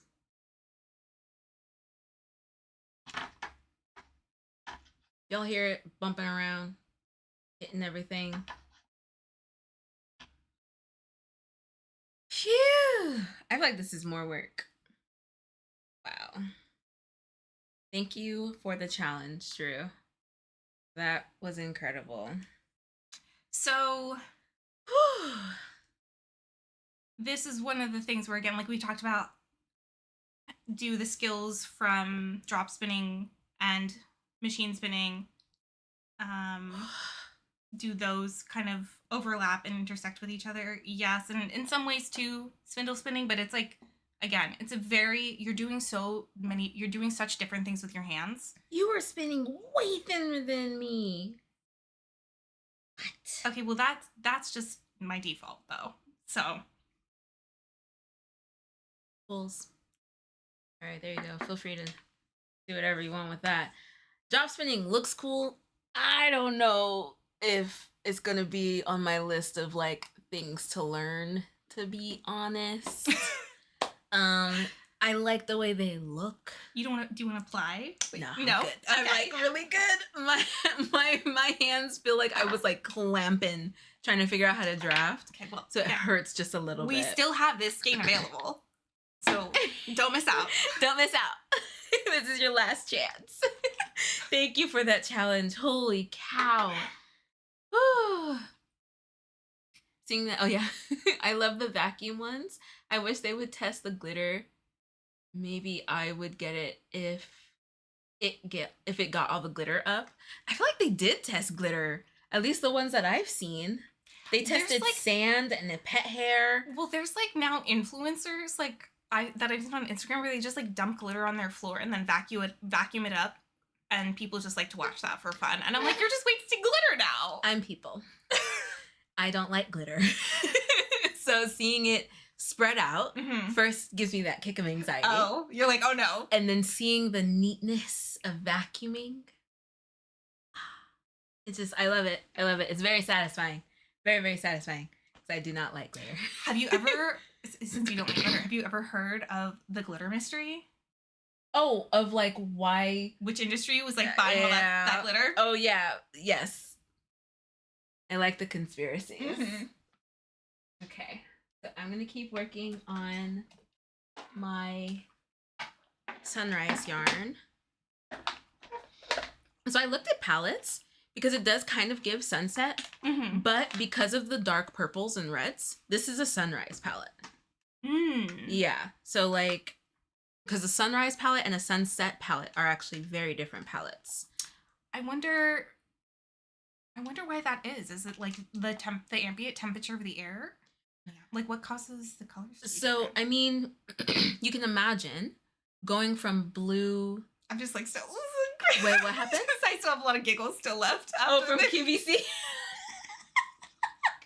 No, we're like trying to be serious. I want to hear about it, but also. No, you're fine. Because I'm probably wrong. My husband would be able to explain it really, really well. Because he's like, no, those are two completely different palettes.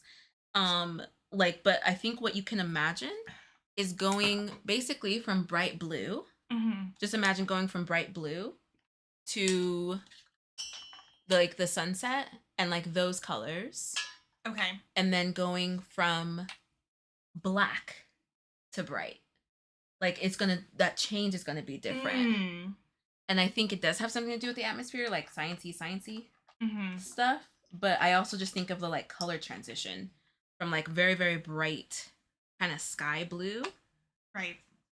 And then the sun setting in that way, and then the sun rising and slowly bleeding that light into dark. That's just going to be two different palettes. So mine is a sunrise palette because I do have sunset. This is sunset. Oh. Right? Yeah, this is sunset. So I think that's why there's blues in it. And then this is sunrise, which I think is why there's reds and purples in it. Versus this one.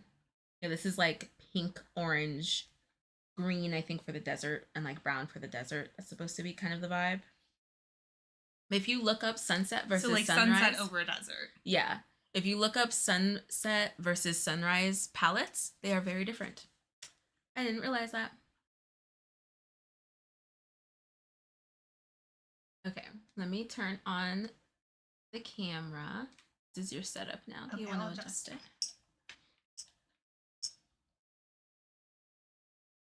So y'all can see where Drew is.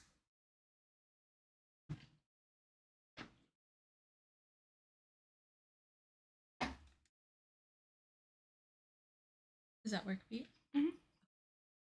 Yeah, I think it looks great. You already have so much on there. I really don't. It's like probably gonna weigh nothing. Which is fine. It's fine. It's okay. It's fine. That is just the way.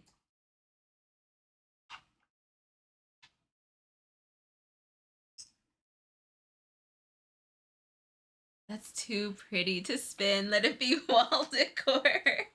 So like even like don't turn it into yarn. Which Sammy's bats or I think yours. Oh, are you talking about my braid? The braid that I was just showing? It is very pretty. I do plan on keeping it in that braid for a while, so we can definitely admire it in the braid because it is, gosh, it's so pretty. It's so pretty. I want to get more from her or from them because it was very, very pretty. Where are they based out of? Does it say? Fully wild fiber. I'm pretty sure they're. Let me double check. Yeah, it's very pretty. They have a lot of very, very pretty colors. I'll share their Instagram with y'all. Fully wild flower. Fully wild flower. Absolutely gorgeous. Where'd it go? No. Spelling it? Oh yeah, I'm spelling it wrong. I forgot. 2 L's. Fully wild flower. They are in Shelton, Washington. Okay. So wool, yarn, soap, and scent. And the scents are vegan. They smelled so good. Hand-dyed non-superwash wools plus vibe-enhancing vegan scents. I love it. I'll share their page with y'all.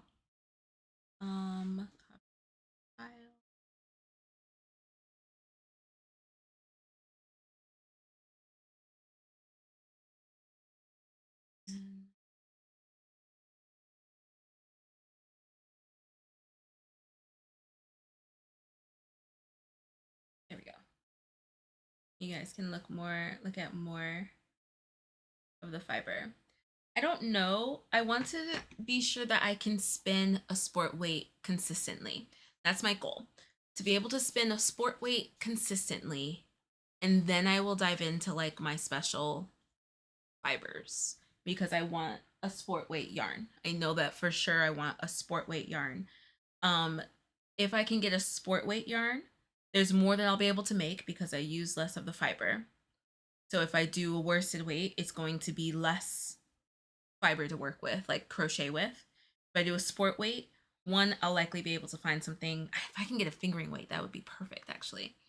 If I can get a consistent fingering weight, like plied, like a 2-ply, and it come out of fingering weight, I'd be really, really happy. But sport would be fine. Sport would be fine.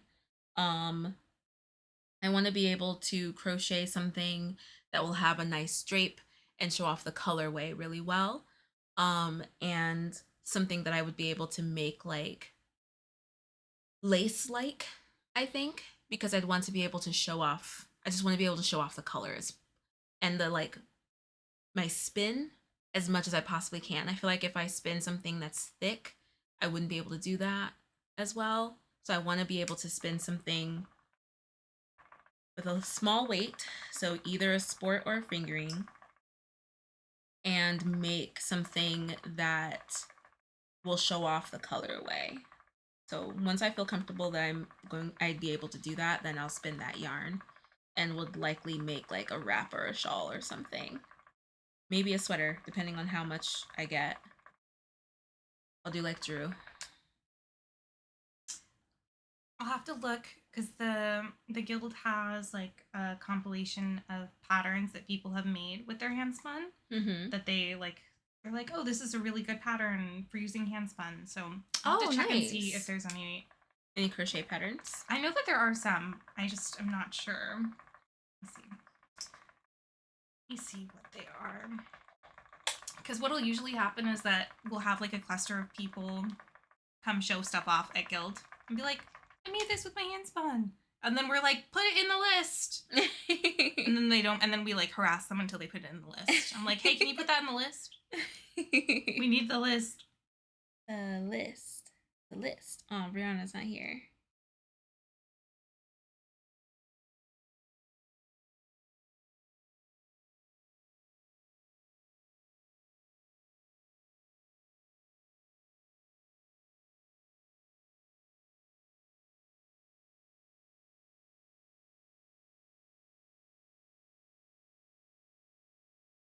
This twist.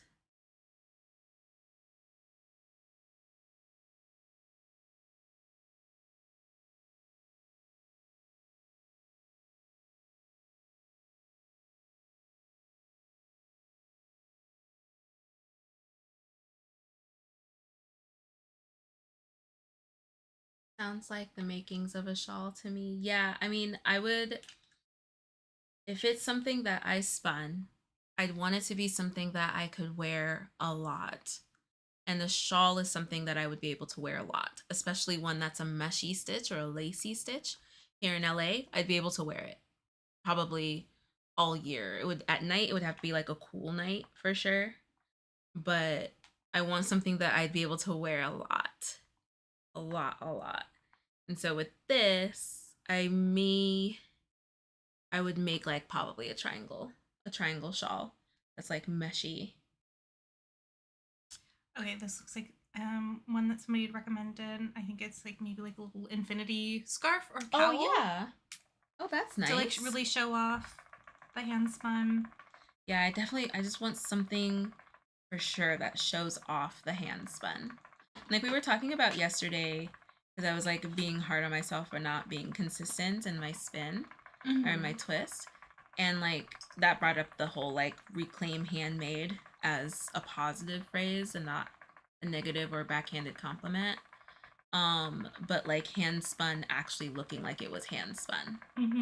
And like not aiming for a commercial look. Like if you want a commercial look, buy commercial yarn. Well, there's literally like commercial yarn brands that sell commercial yarn that's meant to look like hand spun. So there is then an attractiveness to things looking handmade. But it's also again like the differences that you can pick out in your you know, your singles yarn before you ply it, and then your yarn once you ply it. Like when you work it up, you're not going to be able to necessarily pick out those little sections that you weren't as happy with. Gosh, this is getting so full.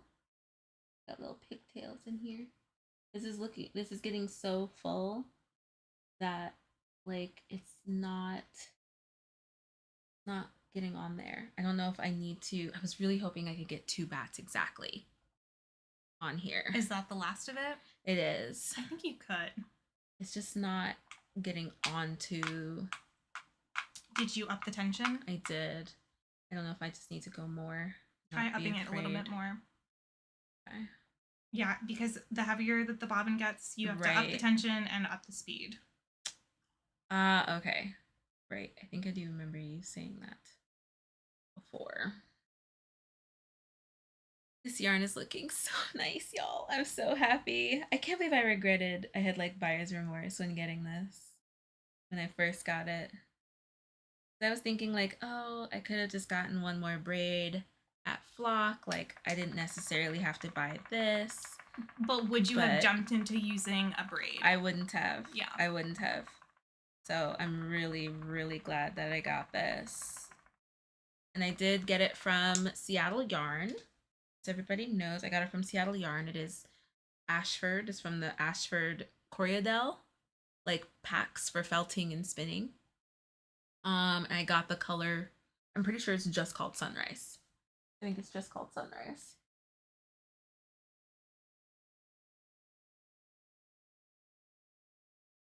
So, you know, and then you got to learn how to blend it together. I did. Add in some cotton. So I did. It's like even a different experience than just spinning from just a braid. Right. No regrets. For friends just joining us, what's in your cup? What's on your hook? What are y'all working on? Did we change after the break? Who's working on Christmas stuff? I was just thinking that. I was like, I wonder if anybody is like, yeah, there's starting to work on holiday stuff. There are quite a few people already working on their holiday things. Do you make anything for the holidays?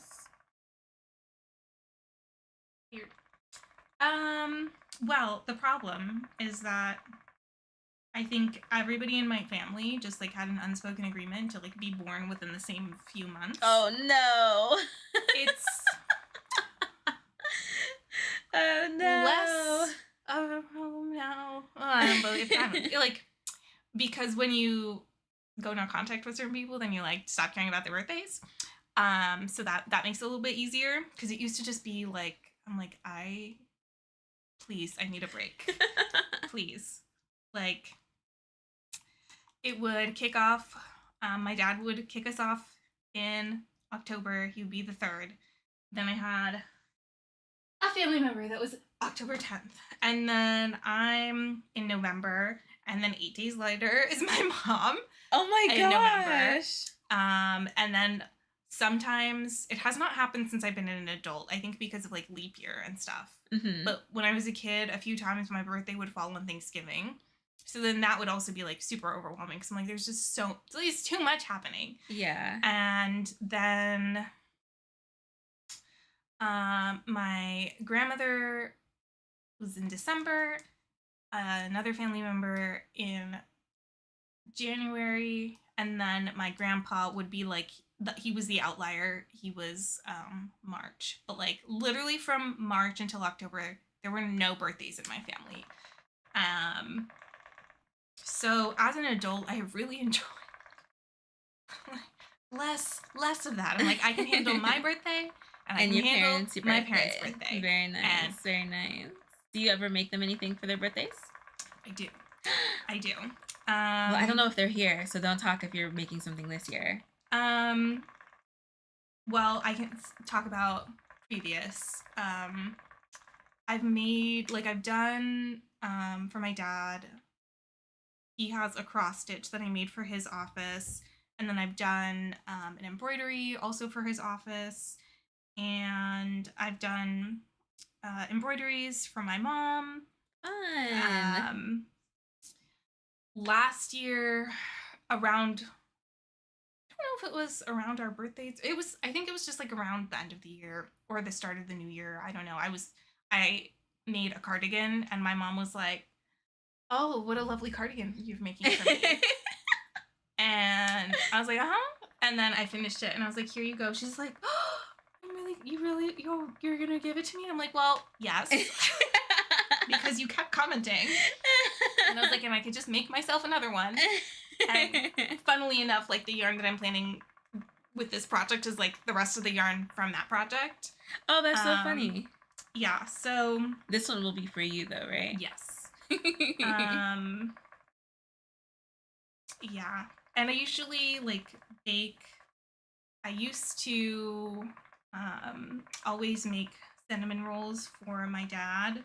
Oh, fun. And he likes cinnamon raisin rolls. So like if it doesn't have raisins in it, my dad he doesn't like it.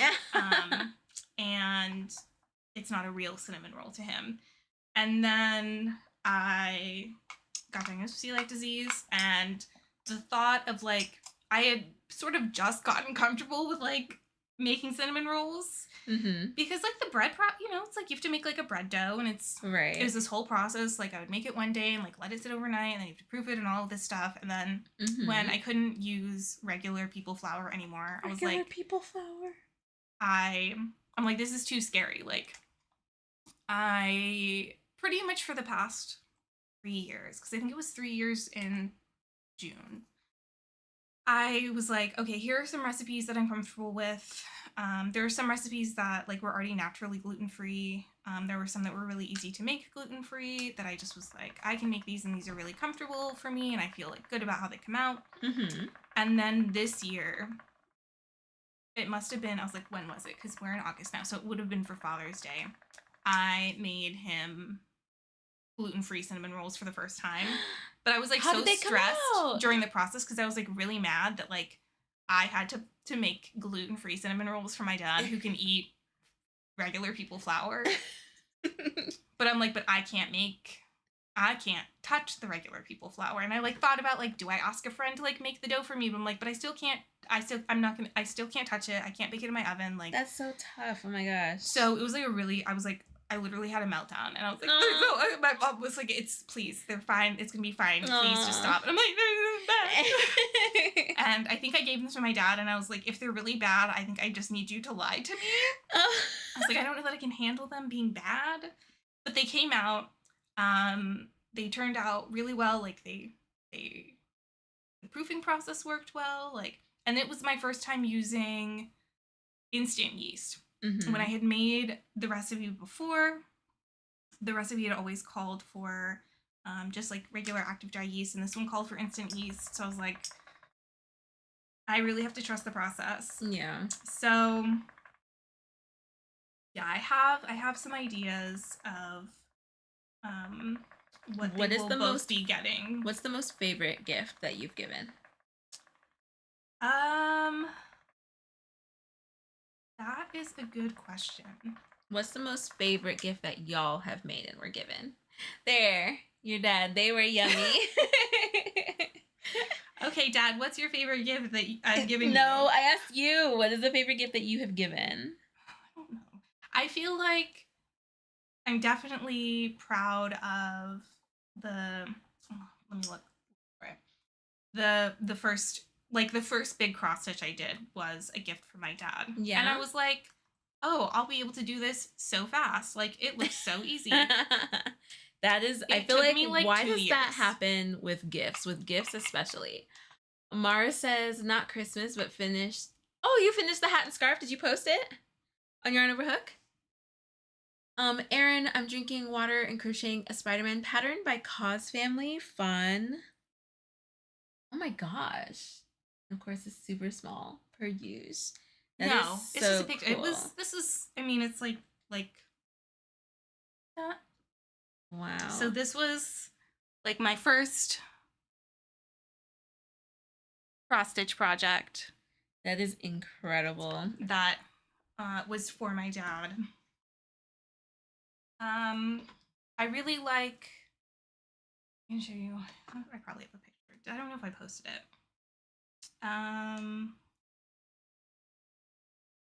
maybe 2 years ago, I my mom loves like the balloon dog art, Oh yeah. and I was like, oh, I bet maybe I could. Did you crochet it? No, because at that time I wouldn't have been I wouldn't have felt. I don't even think that now I don't even know that I would be like, oh yeah, I could do that.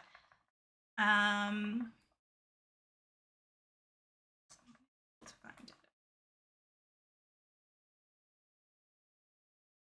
No. This spool is getting heavy, y'all. We're almost done with it, and I'm halfway through my yarn. Oh my gosh, it's so exciting. I think I'll be able to, because I don't have a lazy Kate, I think I'll be able to actually put one of these spools on my like yarn spinners. I think that I might be able to do that. Mine would be the cow I made for my best friend. She still loves it. Aww. Anybody else have favorite gifts that they gave? I think because I haven't crocheted very many gifts, but I think mine would be the We Bear Bears that I crocheted for Riri. I think that might be my favorite that I've made for somebody. Cute. So Is that felted? Yeah, I needle felted it. I did an embroidered outline. Cute. Oh my gosh. And I was like, oh, it'll be so easy to needle felt through fabric. No. It wasn't? No. It was, well, this fabric has like a star print on it.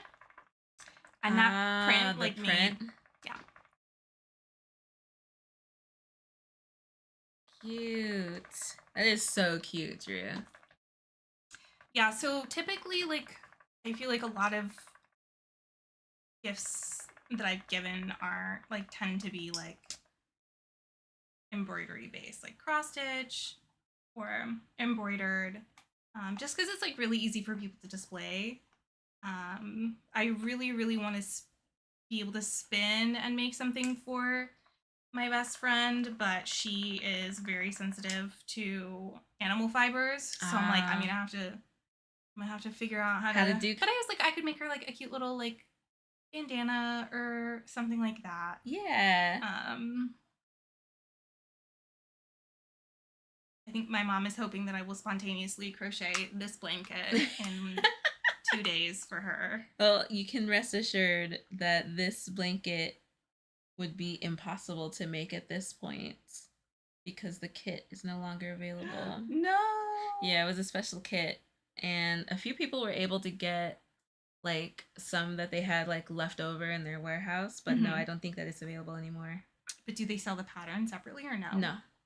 It was literally like a whole exclusive thing, so you can't even get the pattern.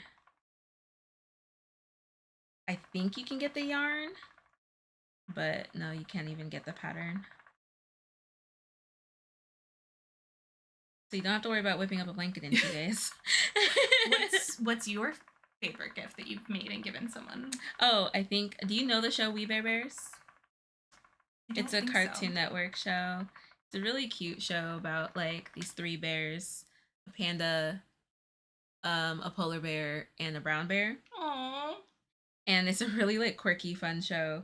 And so I made, because it's one of my mom's favorite shows, I made the 3 of them stacked on top of each other because that's how they walk. They like stand on top of each other with the polar bear at the bottom. Aww. And so I crocheted them. Do you still have a picture, Riri? I don't know if you're still here. Okay, so this is not spinning on here. I'm having the hardest time getting it to get onto the spool. I've tensioned it over here and I've tensioned it over here, but I don't know if there's just too much on here for it to go. I'm trying to tension some more, but it is like refusing to like go onto the bobbin. Okay. Well, if it feels like it might be at capacity, then Let's see. You can always Just go ahead and Just start the next start one. the next bobbin, and then because when you chain ply them together,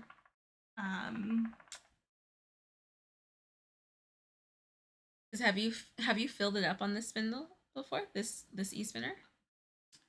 Am I just doing something? it's just sometimes like just the weight of the fiber. Yeah. So it's not that you're doing anything wrong. It's just that sometimes you get to the point where you're like, okay, this is the stopping point. Mm-hmm. This is around the stopping point where I had to end for the other one too. Okay. Was about here. I'm trying to think. I guess if you wanted to chain ply it, would you want to try to chain ply it into one consistent skein? I'd want it one skein, yeah. So I mean, I'd be fine with like leaving frayed ends and then tying it together. I'd be fine with that. okay. You mean like how we did it with Alexis's skein? Did she have to tie it? Mm-hmm. Because she had 2 bobbins? She had 3. Oh. Yeah, I'd be fine with tying it. Like, okay. I'll just do a magic knot, and that's not going to be a big deal at all. Okay. Because I was like, otherwise, if you were trying to spin, like, then you would want to spin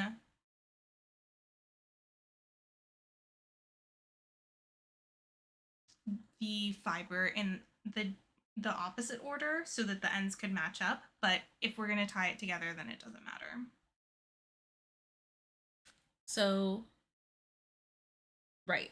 Yeah, because I'm just gonna tie it together. Mm-hmm. This should be fine.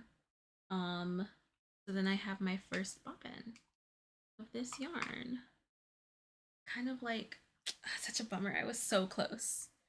I was so close. But you know, it's sometimes like it's just the process. It is what it is. I was so close. I really wanted all of this on one bobbin. Let me see. Let me try. If I do it a little bit at a time, it goes.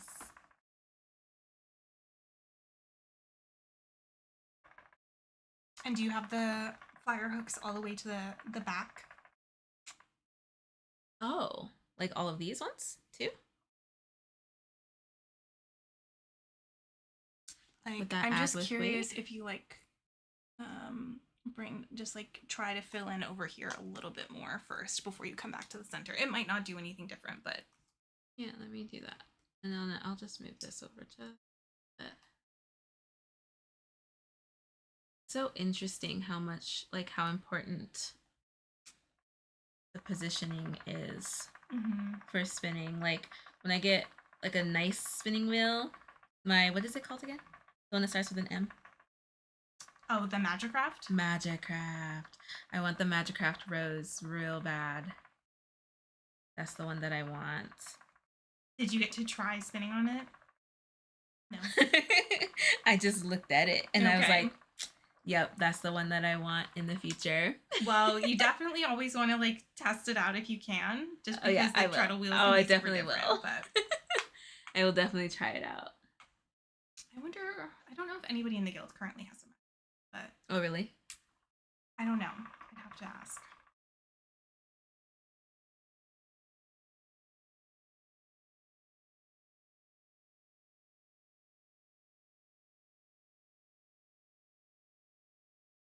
Gosh, I love spinning.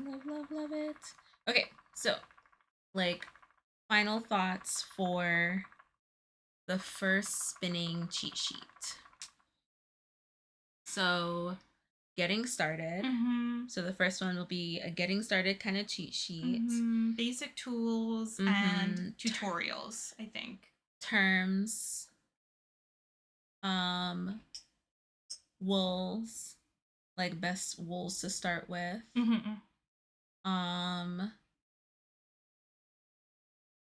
Drop spinning. I think like primarily based on drop spinning. Yes.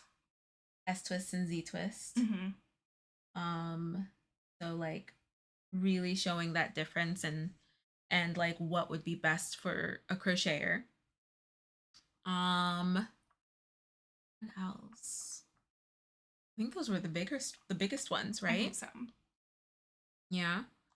Let me get this on here a little bit more. I'm gonna see if I can try to finish this. I really, really want to. And then on Saturday, what did you have anything in mind? Or are we just spinning? Well, should we just talk about the idea here? You can. Okay, because you had posted about the Granny Square Day. Right, I did. And so I had an idea of I think it would be really interesting to have some mini hand spun skeins. One spun Z, one spun S. Maybe also like I was thinking maybe 4. So like a 3-ply and a 2-ply of each, and then we like crochet them up into a little granny square so that we can both visually see the differences, and then we can show like the visual difference of like why is it worth it to do that. Okay. Oh my gosh, that'll be perfect. Okay. I keep forgetting to announce that, friends. Saturday is Granny Square Day, and Crochet Magazine, I think is what it is doing a gigantic Granny Square blanket. So like accepting squares from people, pictures of squares on Instagram, and so they'll take that hashtag. You have to be sure to use a hashtag. They'll take it and like basically like screenshot it so that it's the largest like internet made Granny Square blanket. That is incredible. So I'll be sure to post that link on Yarn Over Hook, because that's super, super cool. You post it on Saturday, so it'd be fun if we did our squares and then took pictures of them and posted them on Saturday. So make sure, friends, if you are going to crochet a Granny Square, take a picture, post it on your socials. I think use the hashtag, I think it's just Granny Square Day, but I'll post the link and everything on Yarn Over Hook. Oh, and maybe like you can make a little Yarn Over Hook Granny Square blanket with like just all the little every Yarn Over Hook members square that they post. That would be nice. We can make our own digital one. That would be so nice. Yeah, I'll post a picture. I'll post their post on Yarn Over Hook, so you can join in on the fun. And then definitely, like, we should definitely plan to do this, like, do one for us, like, next year, so that we have enough granny squares. Okay, I'm gonna just let this be because now it's getting inconsistent with how I'm putting this on. I think I'm gonna just like put it here. Good job. Okay, I stopped it. All right, friends, do y'all want to see? Oh my god. Oh my gosh. I am so excited. I'm so excited to see what this looks like. Okay, so this is the first bobbin. The first bobbin is done. And it's so nice that you can see the gradient. Yeah, you can see it. Oh, I'll be sure to take a picture. So let me move this here. I'll be sure to take a picture so that y'all can see it more closely. You can see the gradient in the spool. This is it. This is the first spool. So at this rate, I'll probably need 3. I'll probably have to use 3 because I don't think that this is half. I don't think it's 50 grams. Well, it also depends on, you know, how precisely even the 2 bats were. But that's what I mean. Like, yeah. I don't think that this is half of the 100 grams at all. Even though it's used almost 2 bats, I'm pretty sure the 2 bats I used wasn't even half because this one is thicker than this one that I used. And this one is a little bit thinner than the first one. Okay. So I know that it's not going to be the same, but my little pigtails. Eeny. Oh my gosh. Do you see? I am so excited to see it all light up. It looks, the gradient on the inside is so pretty. I'll be sure to post pictures. I love it. I really, really love the way it looks. Did you want to show where you are?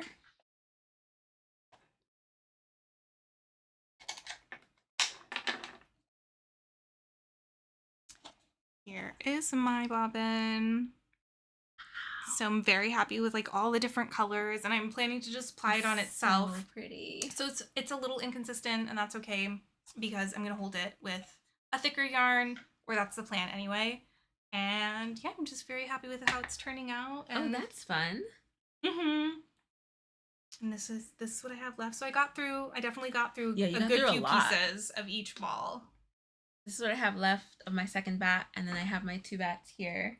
And then of course this masterpiece today. It's just so it's so heavy. There's so much yarn. There's so much yarn there. Oh, friends, we did so much, and we can't forget this one.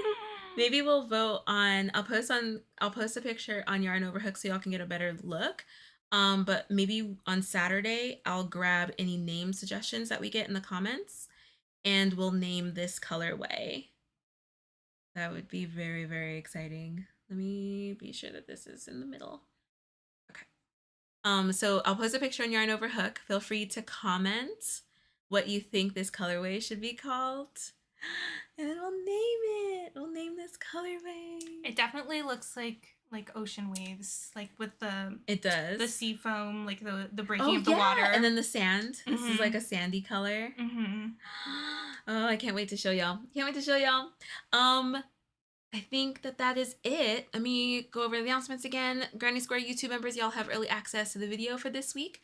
A July wrap up of crochet, so make sure you check that out. Give it a like, a hype, a comment if you don't mind. And then tomorrow is YouTube members exclusive live stream, so we'll continue working on the Luther top.